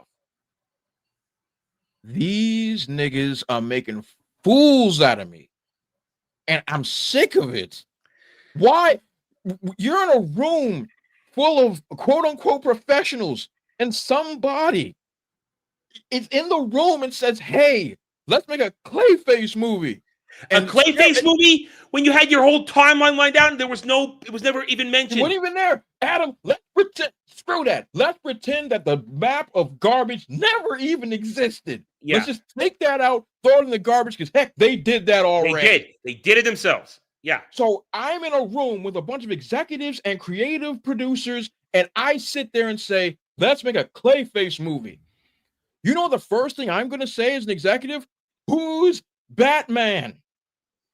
And if your answer to me is, we don't know, you're fired. You're fired. I don't understand how is this stuff being greenlit? I don't know who my Batman is. James Gunn is greenlighting himself. That's why. He's greenlighting himself. That's what it is. It's the most insane, bizarre garbage I have ever seen. And look, I like Clayface. I like Clayface a lot. But let's tell our truth and shame the devil. He's not an A-list villain.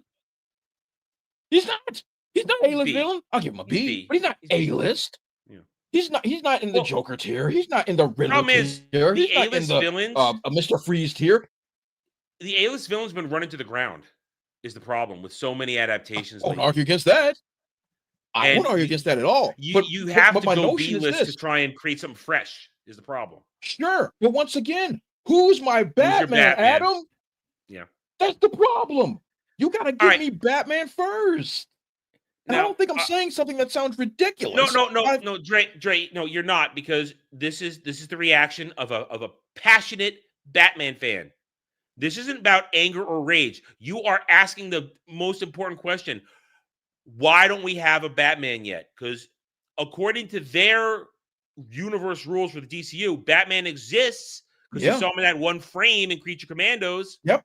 He's there, but we still don't know anything about his world at all.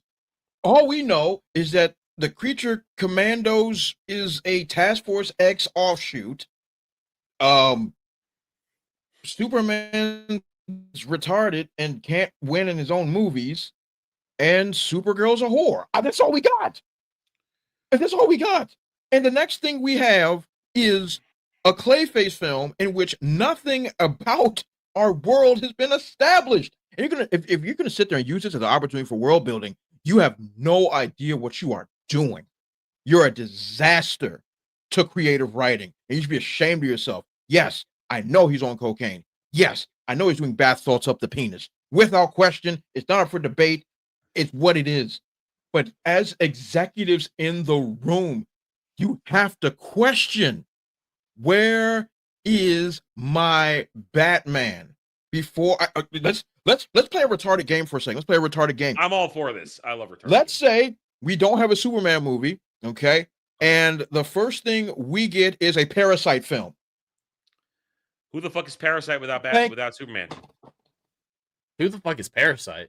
Oh, Parasite. All right, you're a young man. You don't know. So Parasite is a Superman villain, in which he can absorb anything that he touches, including Kryptonian DNA, all types of cool. He's a really, really cool character. And it's temporary. It's temporary. Yeah, and it's temporary. Like he holds on to the powers for a while. Yeah, he's vampiric. Sure. Sort of. So you can so you can understand how it works, Jed. Yeah. He's a rogue-like character. Sure. And I think he's a really fun character. He's always an excellent foil. Superman has to play a distance game. It's a lot of fun stuff. It actually makes Superman feel vulnerable. Really great character. If I announced we're starting a new DCU and our first movie is Parasite. Doesn't work. Jed, anything? Does that rev up your I won't even know that tickle your balls? I don't think it does. I wouldn't even be able to know that it was this. Exactly. I wouldn't even know it was part of the DCU. You'll have no clue. Of course, but then the nerds are going to come, oh, it's a Parasite film. But you guys know what the nerds are going to say? Where's Superman? What is Superman doing? Parasite. How is Superman established? You can't have it without him. You can't have it because Parasite's not an anti-hero. You can't have it. And Adam, not an anti-hero. He's a villain. He's just a villain. He's a villain. Just like Clayface. Clayface is a villain. Clayface doesn't do anything good and decent and Christian. He's a villain.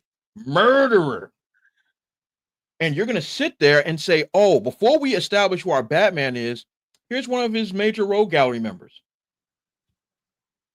What are we talking about? Yeah. What are we talking about? What we're It's talking insanity. about. No, here's what we're talking about. We're talking about James Gunn's ego, just like we always talk about when these situations come up.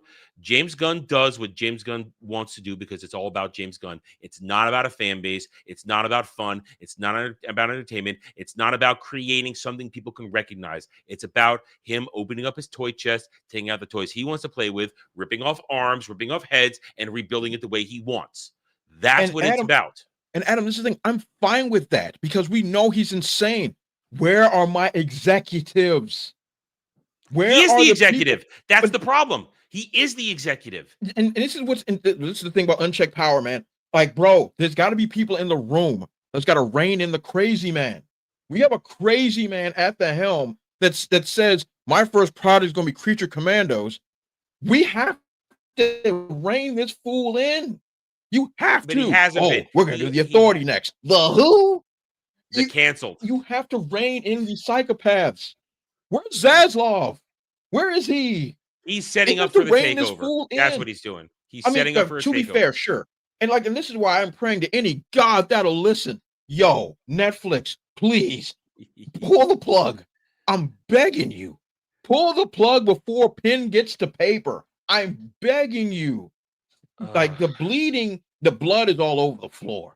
That corpse is stinking. Well, here's the thing. Here's the thing. There might be a chance that Brave and the Bold will get beat because James Gunn won't do anything until he's done with Man of Tomorrow.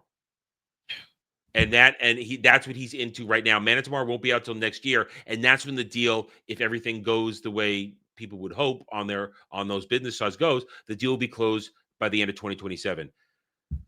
When Netflix comes in and reads the paper, the actual receipts, the numbers that they get to see that we don't, which show the truth, they'll see the losses, the real losses on all of the DCU.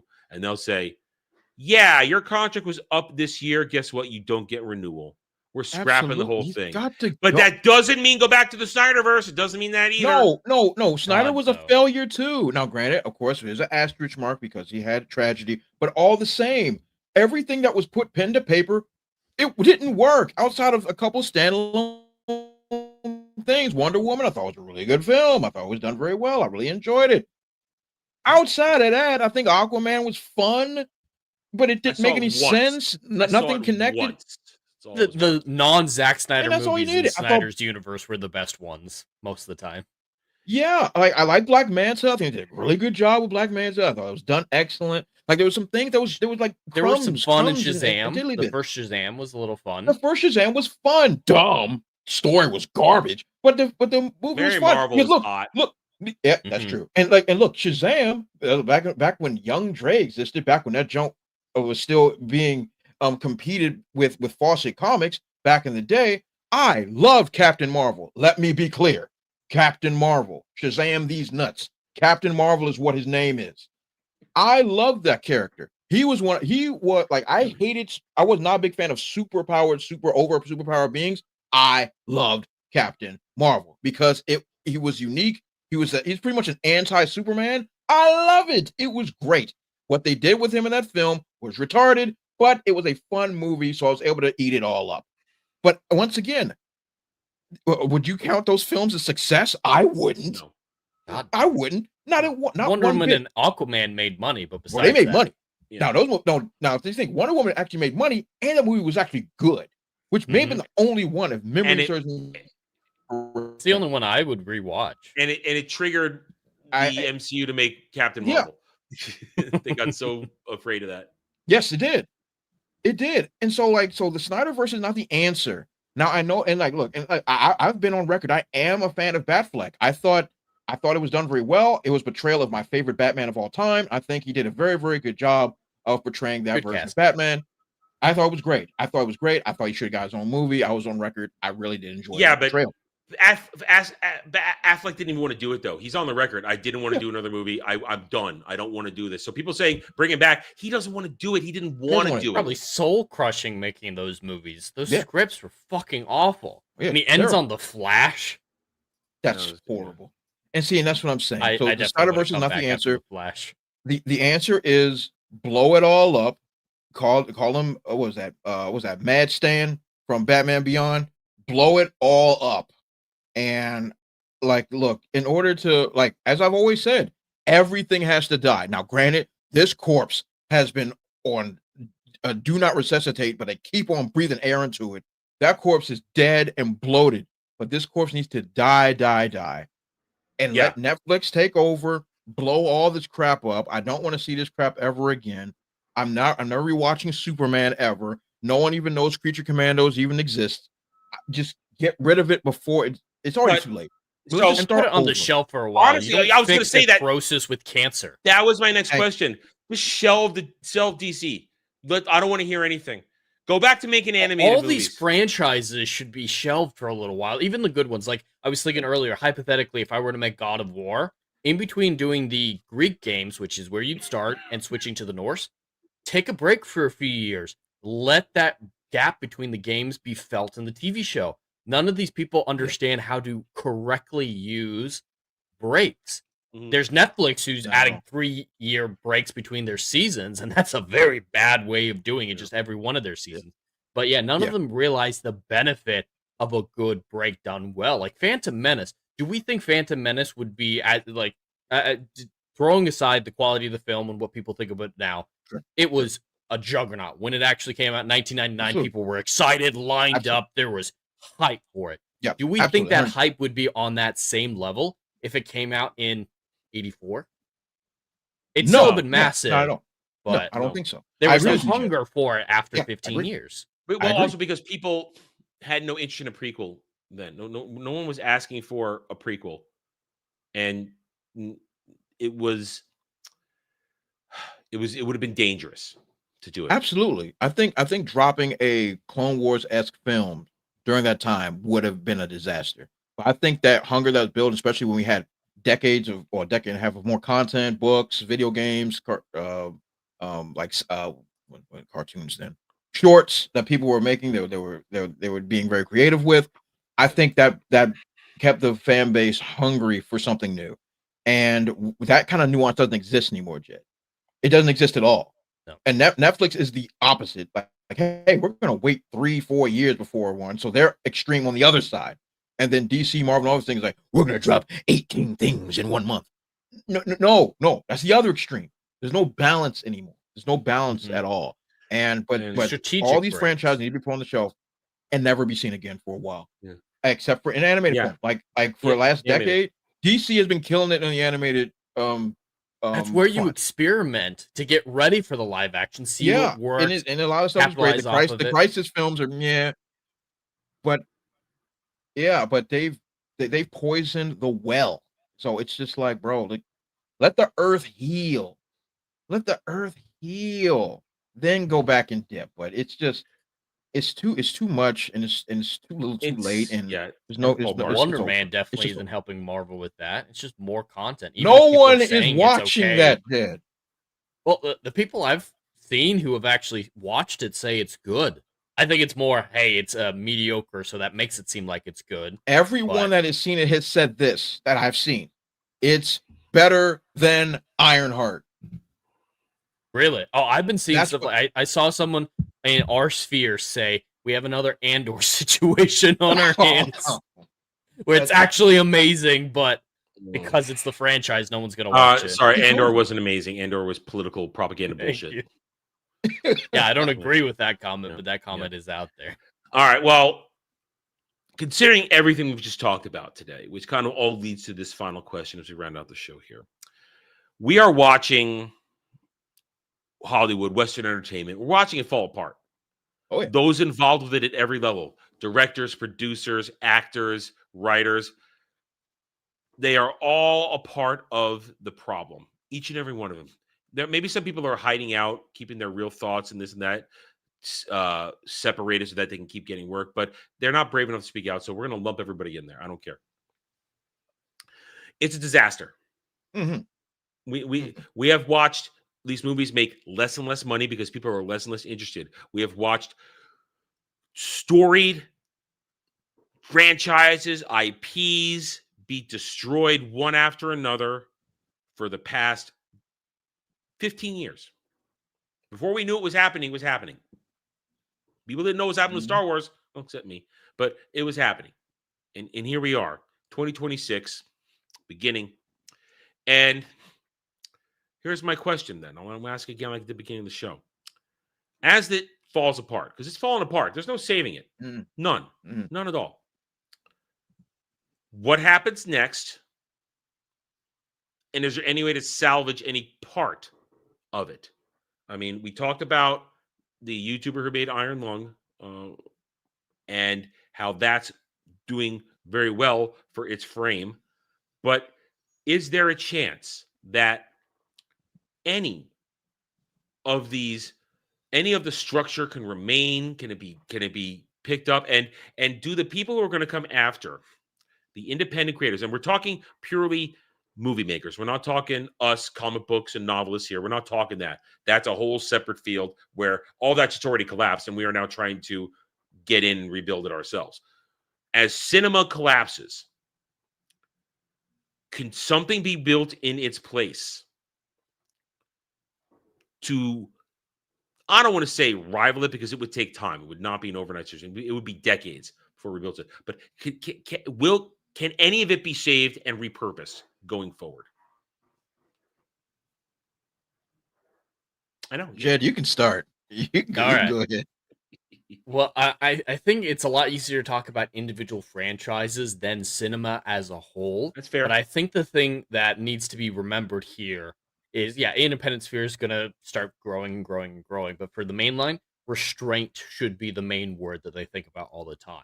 We need to start making cheaper movies, have restraint to be like, hey, let's pump out 10, $12 million movies a year, see what works, and start recreating that, building upon what's working. Restraint with that, restraint in budgets, restraint in script writing, going too big, and all these franchises, restraint in letting them breathe, like we were just talking about with DC. Let these franchises breathe for a little bit before they come back.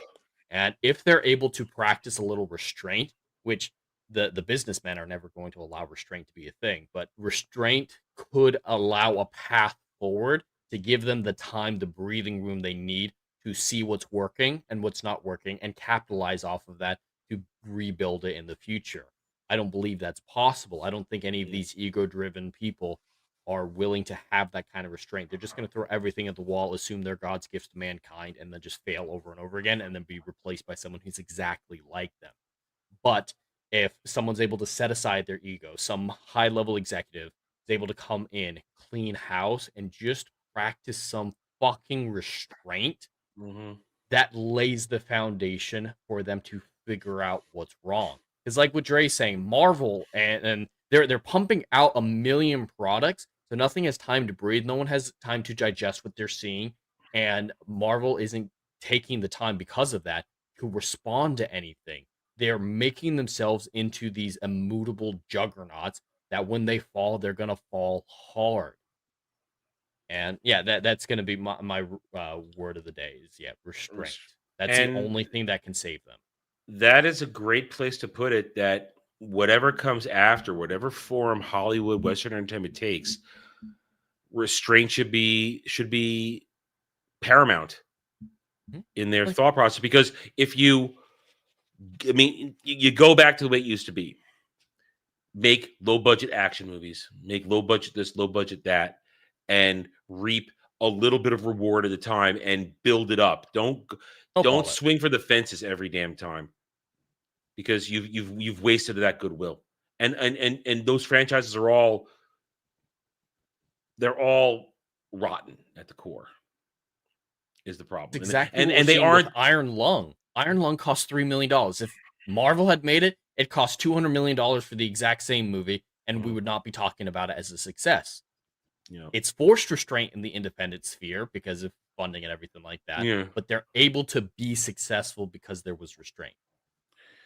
And that's absolutely right.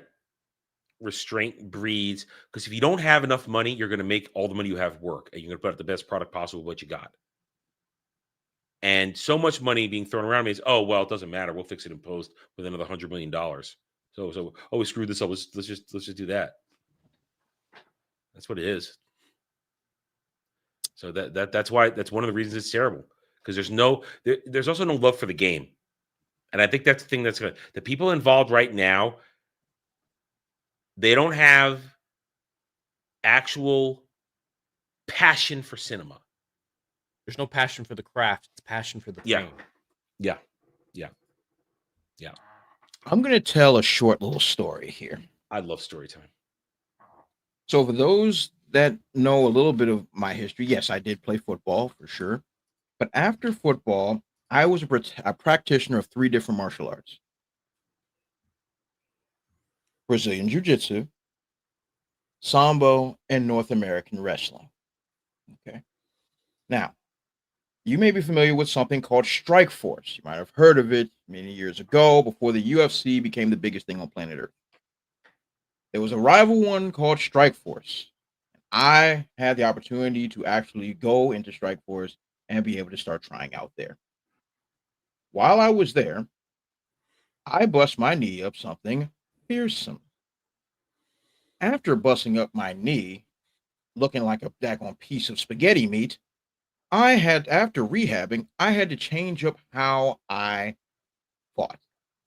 Instead of high strikes, instead of being top grappler, I had to sweep the leg. Okay.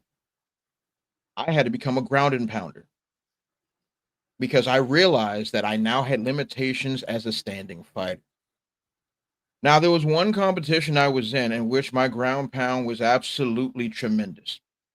I flipped my opponent. I got him on his back. I then rotated and started giving straight elbows to the chin.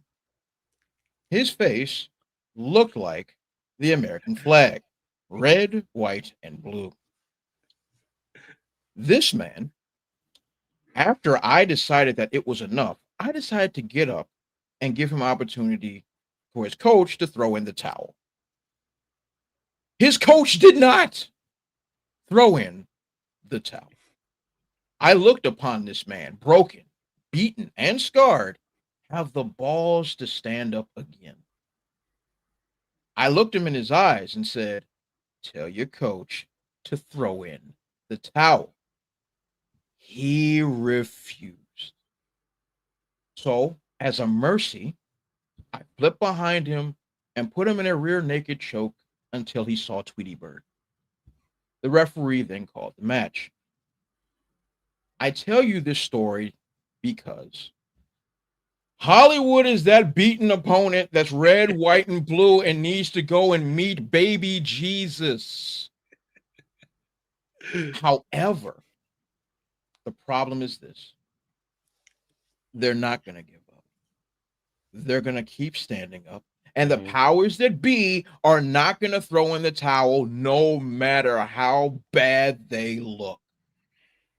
The only thing that's going to get rid of them is when someone else finally puts them down. Now, what will that be? Now, easy money is the independent sphere because it's actually on the rise, as we just saw with Iron Lung and stuff like this. Movies that cost next to nothing but are making gajillions because they cost nothing. The way Hollywood came to power 100 years ago. That is the only way that the industry, use this term very loosely, is saved. And it's already starting to be saved in the way of free content. Let's just take YouTube, for instance. There are people that are on YouTube that are getting 10, 20, 30 times as many views as things that are on streaming services or that's going on in the film industry. The film industry is absolutely broken, beaten, scarred. Shout out to Metallica. It's over, but they're not going to stop. And the powers that be are not going to stop the fight. They have to be killed. And when the time comes and when the Hollywood sign is literally burning once again, holla, and then Tinseltown is finally finished, then we can finally move on with our lives. That is the only time when they realize, like, oh my God, was it us? Like, yes, but it's too late. You see Tweety Bird. It's too late. Yeah, because there's no way, because they're not going to be. No one's going to pull their plug. No one's going to throw in the towel. No one's going to stop them from them destroying themselves. So just let it happen. Just let it happen. Western entertainment is going to be saved by the independent sphere and independent creators. That's just the way it is. YouTube, TikTok, whatever, whoever. All right. This is what it is. So you're saying the independent sphere doesn't take anything from Hollywood. They build their own infrastructure then. Or just take the husk of what's left when Hollywood's worth absolutely nothing. Yeah. When someone that I'm just throwing names around, if someone who might have money, I don't really like his content. I'm just throwing a name out there. If Mr. Beast, shows up, I don't like this guy either, but he's got money. If Mr. Beast shows up to Tinseltown, it's like, hey, look, y'all got about 37 cents to your name. Hey, I'll take all the IMAX cameras. Well, he's already in bed with Amazon and MGM now. He's already in bed with them. Might as well be. He's part of the problem now. I mean, sure, but I'm just saying, hypothetically, somebody like him, that has the capital in order to do so, can roll up in Tinseltown and just start making demands because they have nothing. It's already begun. They don't even film in Hollywood anymore because no, they don't. It costs too much money. They barely film in America anymore. They can't because it can't be done. Tinseltown is finished. So if somebody comes around and say, "Hey, I want to buy this studio, this warehouse, is that IMAX studio down there? Yeah, I'll buy that. Here's $1 million. Now get out of here." No one can stop them if they wanted to. You know what I see? I see the independent sphere rebirthing the glory of practical effects. I agree with you 110%. It's cheaper, so. and it's what people want. People are tired of CGI. Absolutely. CGI. This is the thing about CGI. The eye can only be tricked for so long. That's the thing. At a moment, oh man, that was CGI. Oh man, that was cool. But the eye is still the greatest lens that the good Lord ever created. And eventually the eye is like, okay, that's fake, that's fake, that's fake, that's fake, that's fake. But you know what's never fake? An actual mask that's put on somebody. An explosion. Timing explosion. Look at Adam, he's on fire. CGI is a tool, not a solution. And that's the problem. And not to mention, that solution costs about $350 million. And I guarantee people are tired who get involved with this, having the black dots put all over the face of walking around with these James Cameron get-ups with these cameras right in front of their face, catching their mocap. I think they're tired of it. It's not real acting. They're gonna that should mostly be in video games. That's where that technology should live. If they do go through, if the Netflix Warner Brothers thing goes through and they keep going with this Hunt for Gollum thing, they're gonna make poor Sir Ian cry again. Oh yeah, they're gonna make poor Sir Ian cry again. And it right. I don't know why he's going back, man. Maybe he needs money. I don't know. Maybe I don't know. Maybe okay. Maybe he's bored. When it comes to those classic Shakespearean actors, I think they do it for the love of the game. I think because it's not money, because they got more money than Jesus. So I think they do it for the love of the game because they believe in these characters they've been playing for decades. So like those people, like the Patrick Stewarts of the world, and like all those 80, 90 years old timers, like I think they do it because they actually love these characters because they come from a time and an era that actually did. Patrick Stewart's on the record of not actually caring about any character he ever played. He's on the record of that. Unless it's Shakespeare. I don't think that's true. I don't think that's true. I mean, outside of his stage work, let's just take that out of the way. Let's say it was stage work. I don't know if I can't say that that's true. He comes from that stitching. So because I believe that if I came to him, not now, he's 100, but you know what I mean? If I came to him when he wasn't even in his prime 20 years ago, whatever, when he was doing stuff and he wasn't as old as he is now, and said, you can't play Jean-Luc Picard anymore. You can't be Professor X anymore. I guarantee you, he would have chewed me out, kicked me down the steps, and then probably tied me to the radiator. I'm sure of it. Because I'm certain that he has an emotional connection to these characters. Because he comes from the era in which passion actually meant something. And I believe that he would, I bet even now, I mean, he's like 100, but still, if I say you can't do it, Patrick Stewart, 83. Only. He's younger than Shatner. And where's Shatner? Running around on stage at con. Okay. Shatner's just loving life. He's loving life. And getting putting cereal memes now. Getting put cereal memes. Will Shat. That man is living life to the fullest. God bless him. But anyway, but my point is, the people that have passion for the game, people that usually Usually people that are broke. Let's get that out the way. Yeah. People that ain't got $500 trillion in their sock money are the ones that have passion for the game, are going to put forth the strongest effort they can to put something together that people are going to love and enjoy. Because they know for sure if they screw up, they're never getting a second chance. They're never getting an opportunity. They might not be eaten this week if it don't come through. Those people are the ones that need to go and take over Tinseltown, which is slowly happening. I'm just using Tinseltown as an example. Yeah. Tinseltown doesn't exist. Let's just yeah. You know what? Let's not go to California. Let's abandon it. No, absolutely not. California is a state Filling that the role of Tinseltown. let's just say Washington D.C. just for the sake of simplicity. Washington D.C. is now where all the creators and YouTubers and all that stuff, they all congregate to create cool stuff. Fine. That is what needs to be done. That is the only way that Western entertainment can be quote unquote safe. Because I'm gonna be honest, the things I watch the most as far as media is concerned is on YouTube. It's on YouTube. And then I watch Frasier on Paramount. But outside of that, it's old stuff. Yeah, old stuff. And that's all I watch is old stuff. Farscape. I'm watching Batman the Animated Series. I'm watching stuff that's from decades and decades ago. I don't watch new stuff. Me unless neither. I have to make a review on it. I watch new anime. That's what I watch. But once again, that doesn't count. That's not Western. I know. That's my point. That doesn't count. Non-modern Western. Anything else, and you're good. Yeah. But, Drew, when you were talking about living like meal to meal, and you had to be passionate, you had to care, you had to try. You just made me think of the first Rocky movie with Sylvester. Thank you. He had to sell his dog to make that movie. I'm saying. He knew that was his one shot to live, and he put all of himself into it. And he made a great film. Yep. I like a lot of those early Rocky movies. Well, Rocky 1 is an art movie. The other ones are now let's just fight. Let's just fight. Yes. Because he tasted success. Yeah. But the first Rocky movie, if that film doesn't make money, he's homeless forever.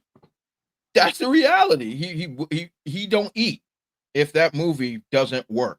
So he put his heart and soul into that film, and it's one of the greatest fight films that's ever been put onto the American stage because he loved it that much. We need that again, and that's not in the independent shields. sphere. It's not in Hollywood anymore. It's gone. Not They at all. care It's more gone. about. They care more about telling you. And I apologize for getting a little political here. They care more about telling you, "Hey, everybody, don't go to work today to protest ICE." Exactly. Wait, you could tell my ass not to go earn whatever money I need to pay my rent and pay my bills because you want to make a statement for your political activism? That's it. Yeah, that's pretty elitism too, saying 100%. And don't like get once money to again, feed Adam, yourself. I know we don't get political on this joint, but Yeah. I got legitimately upset by Giancarlo Esposito this week. Oh, When he we've said all done some the rant. We all did the over-the-top rant at one point today. nonsense. We've all done it. I'm Yeah. not gonna repeat it here. Everybody can go check it out. But he said some over the top nonsense, and once again sitting there with his gay scarf on, and with his fancy hat, talking about And his security not far in away. his security, hey, go start revolution, and let me know when it's done. I have ranted Go twice this away. week on that. My own rant, and then I used you as cover on Ballbusters when I said certain things. You have the clip here. Well, I had the clip, not just that, but I mean, I used you as cover as I went on a particular rant about Juan Carlos Esposito on Ballbusters because it was Dermy's channel, and I'll sync Dermy's channel. I don't care, not my own though. Point is, we all give those rant because that was horrendous to say. Oh, I'm okay if we have a revolution and millions of people die.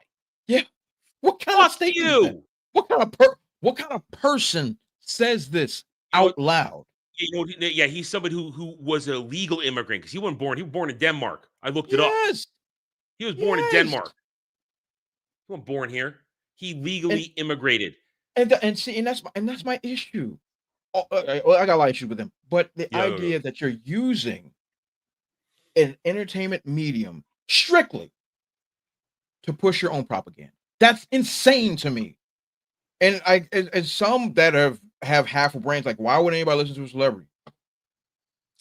Why would they? You're not professional. The morons on X. That's who. It's just insane. So yeah, I don't want to get political about it. Yeah. But all the same, You need to go. Yeah. You don't have any skills whatsoever. You saying something so outrageous as a human being, it just shows like, oh, because of my platform, because of my gay scarf and my gay hat and my security guards, I'm going to tell you how you should live.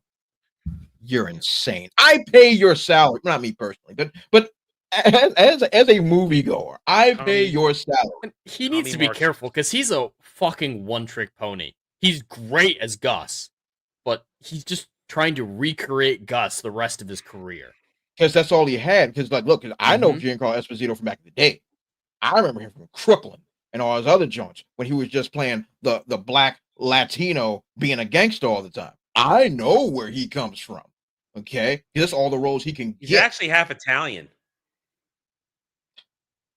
His mom was, I think his dad's Italian.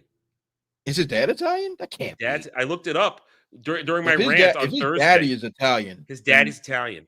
We have nothing. We have nothing left to discuss. You are what your daddy is. You are what your daddy is. People don't want to hear it. Zegler.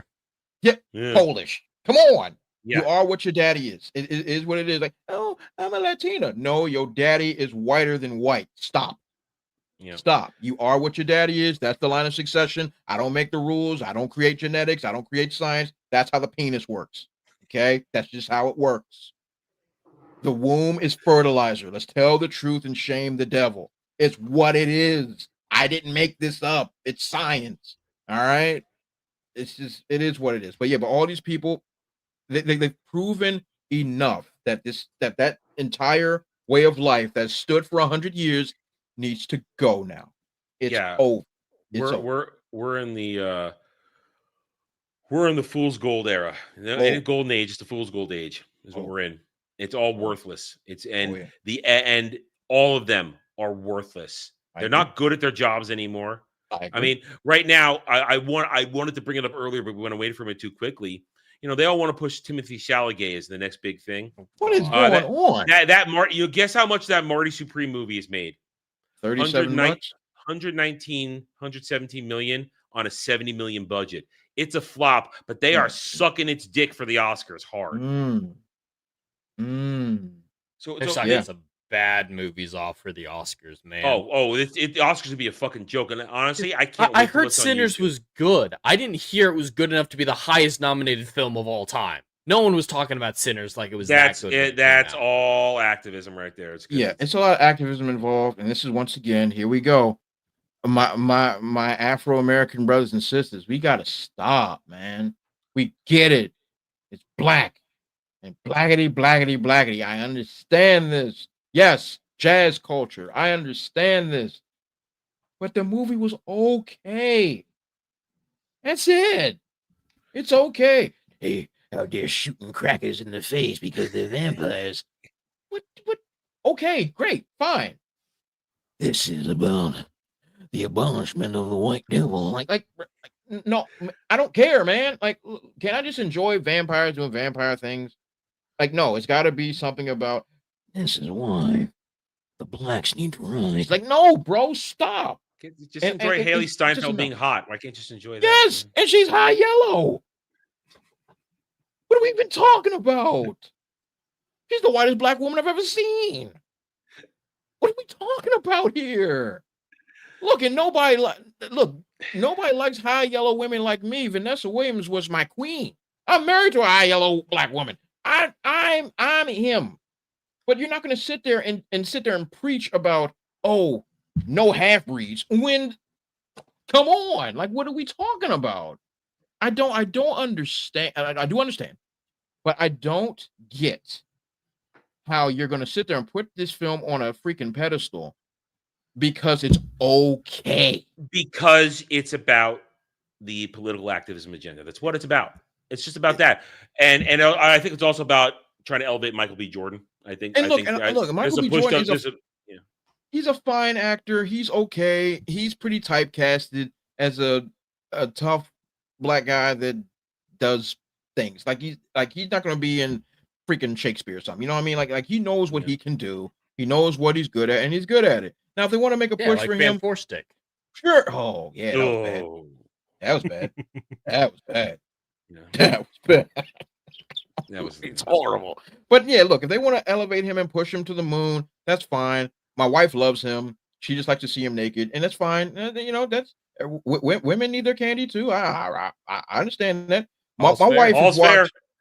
My wife has watched Creed several times just because he takes the shirt off. That's the reality. And if she wants to see that, more power to her. If that's what the ladies want. And we will power up a Salma Hayek movie just to watch them. That's all I'm shake. saying. Yeah. Look, if you want to sit there and just look at his glistening abs, hey, go for it. But I mean, but it's just a sad state of affairs all in general. But good for him. Yeah. Make your money. So I can't wait for the Oscars to actually come to YouTube in a couple of years, and we see the real numbers of nobody watching. The live numbers they cannot hide. That'll be great. Live viewership, 1,500 people.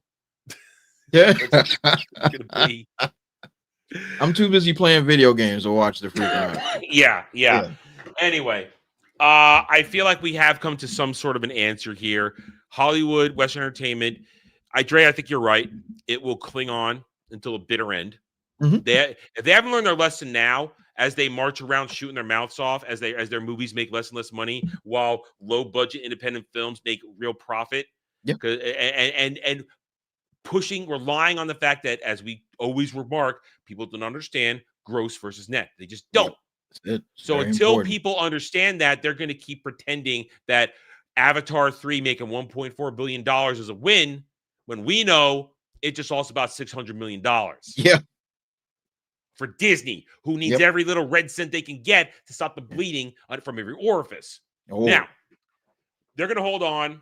I think you're both correct when you say that when Jed says the restraint of the independent sphere will create a better product, because they're going to work every little bit, every penny, even though pennies don't exist anymore. Just realize that. Yeah, Every dollar. I'll say every dollar. Every dollar will have to go the distance. And therefore, they will make better stuff, as Dre said, because they have the passion. They care about it. And slip bit by bit, as it becomes easier and easier, as the technology shrinks and shrinks, where we can do stuff. We don't need these giant machinery to make these movies.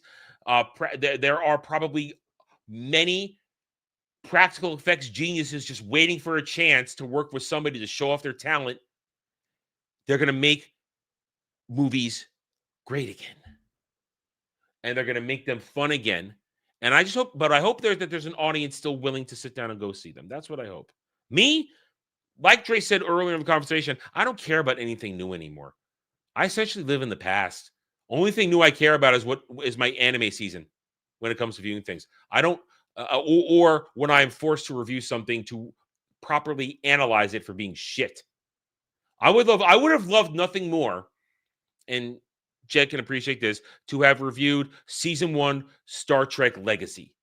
I would have loved nothing more than to do that. The Adventures of the Enterprise G. I would have been all over that shit. I would have loved it. But we didn't. Instead, we got Starfleet Academy, where some pseudo Klingon is going to get butt rammed very soon. So yeah, you're missing greatness, Dre, on Starfleet Academy. We made Jeremy break yesterday. We broke him a little bit. It was funny.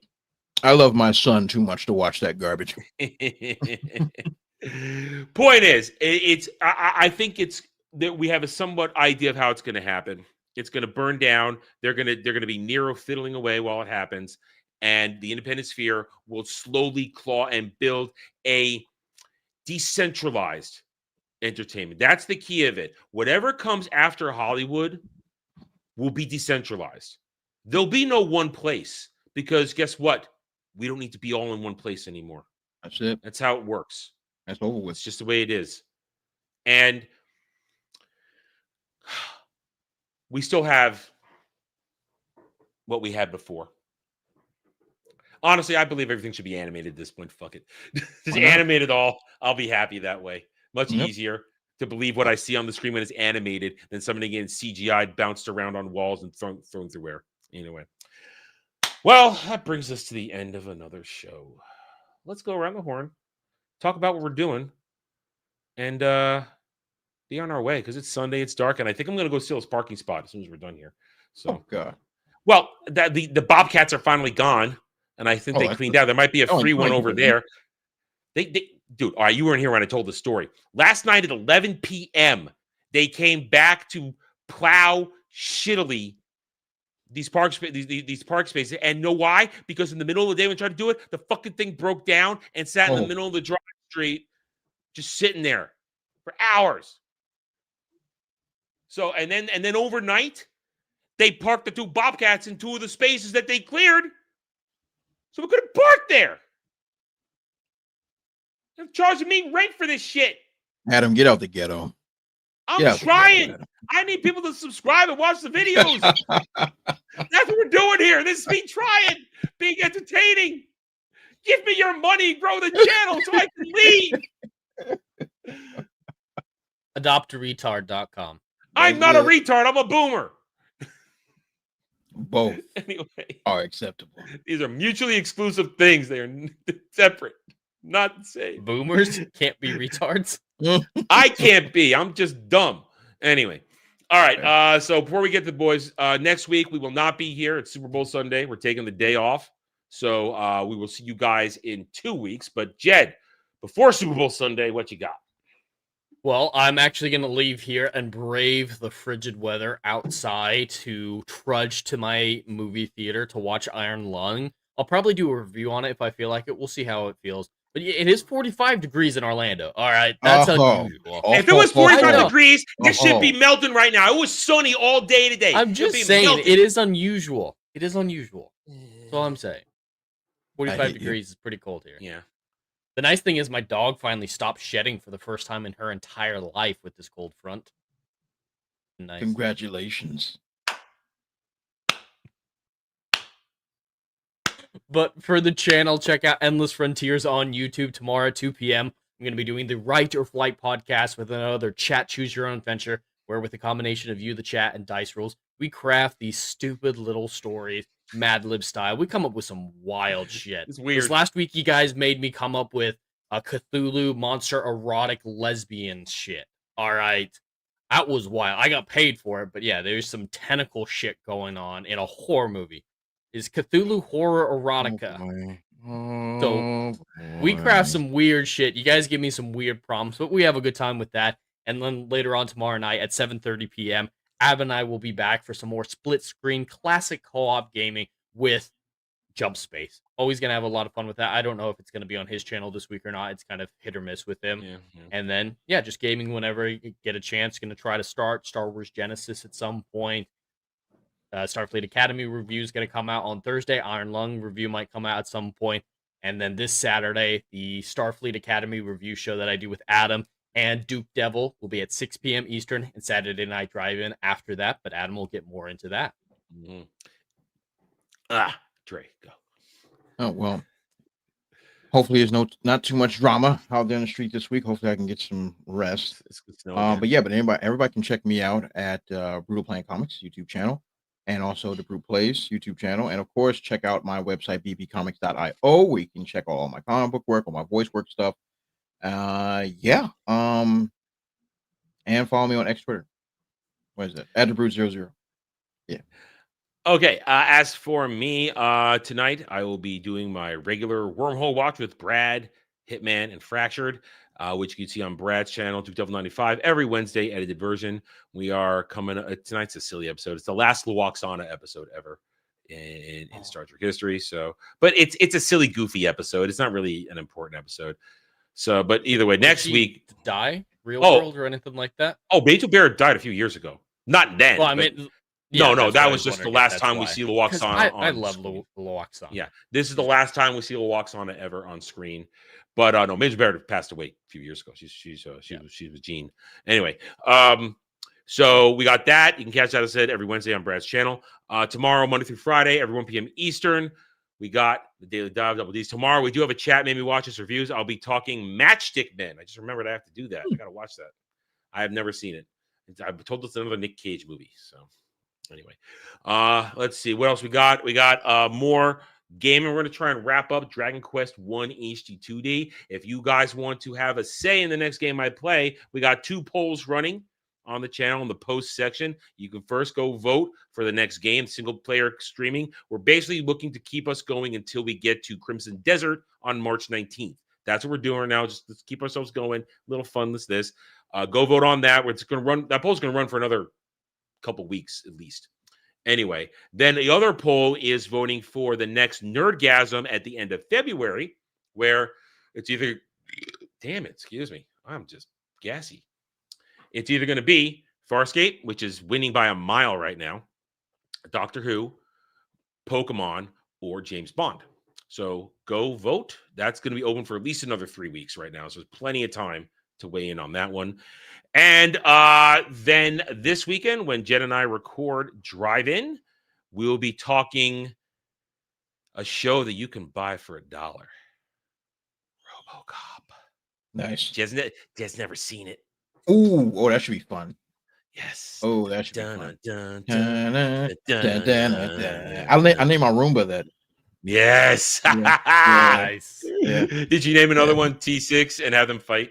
Wouldn't that be great if I could afford another one? I know, nice. wouldn't it? Fight for my entertainment, robots. Yeah. Anyway, so we're watching RoboCop, the original Peter Weller, Bitches Leave. All right, That's so a it's great line. Bitches Leave. I love it. So we're going to be watching RoboCop. Should be a good time. Other than that, we'll see where the week takes us. Of course, catch my review of Star Trek Starfleet Academy, Episode 5. This will be the Cisco Heresy episode. This is the Cisco Heresy episode, it looks like. So if you thought I lost my shit on Klingons last week, I'm going to be angry if this goes the way I think it might. Talk about that on Thursday. And then, of course, as Jed said, where No Man Wants to Go reviews, Saturday, 6 p.m. Eastern. We'll go over it in group form. And, of course, all other good things throughout the week. And we won't be back here next week. We'll be back here in 2 weeks, post-Super Bowl. We hope to see you there. Thank you, everybody, for joining us today. We appreciate all of you. You're chatting it up. We love it. You're talking. You're supporting, hitting like buttons, subscribing to the channels. And we'll see you next time. Until then, take it easy, everybody.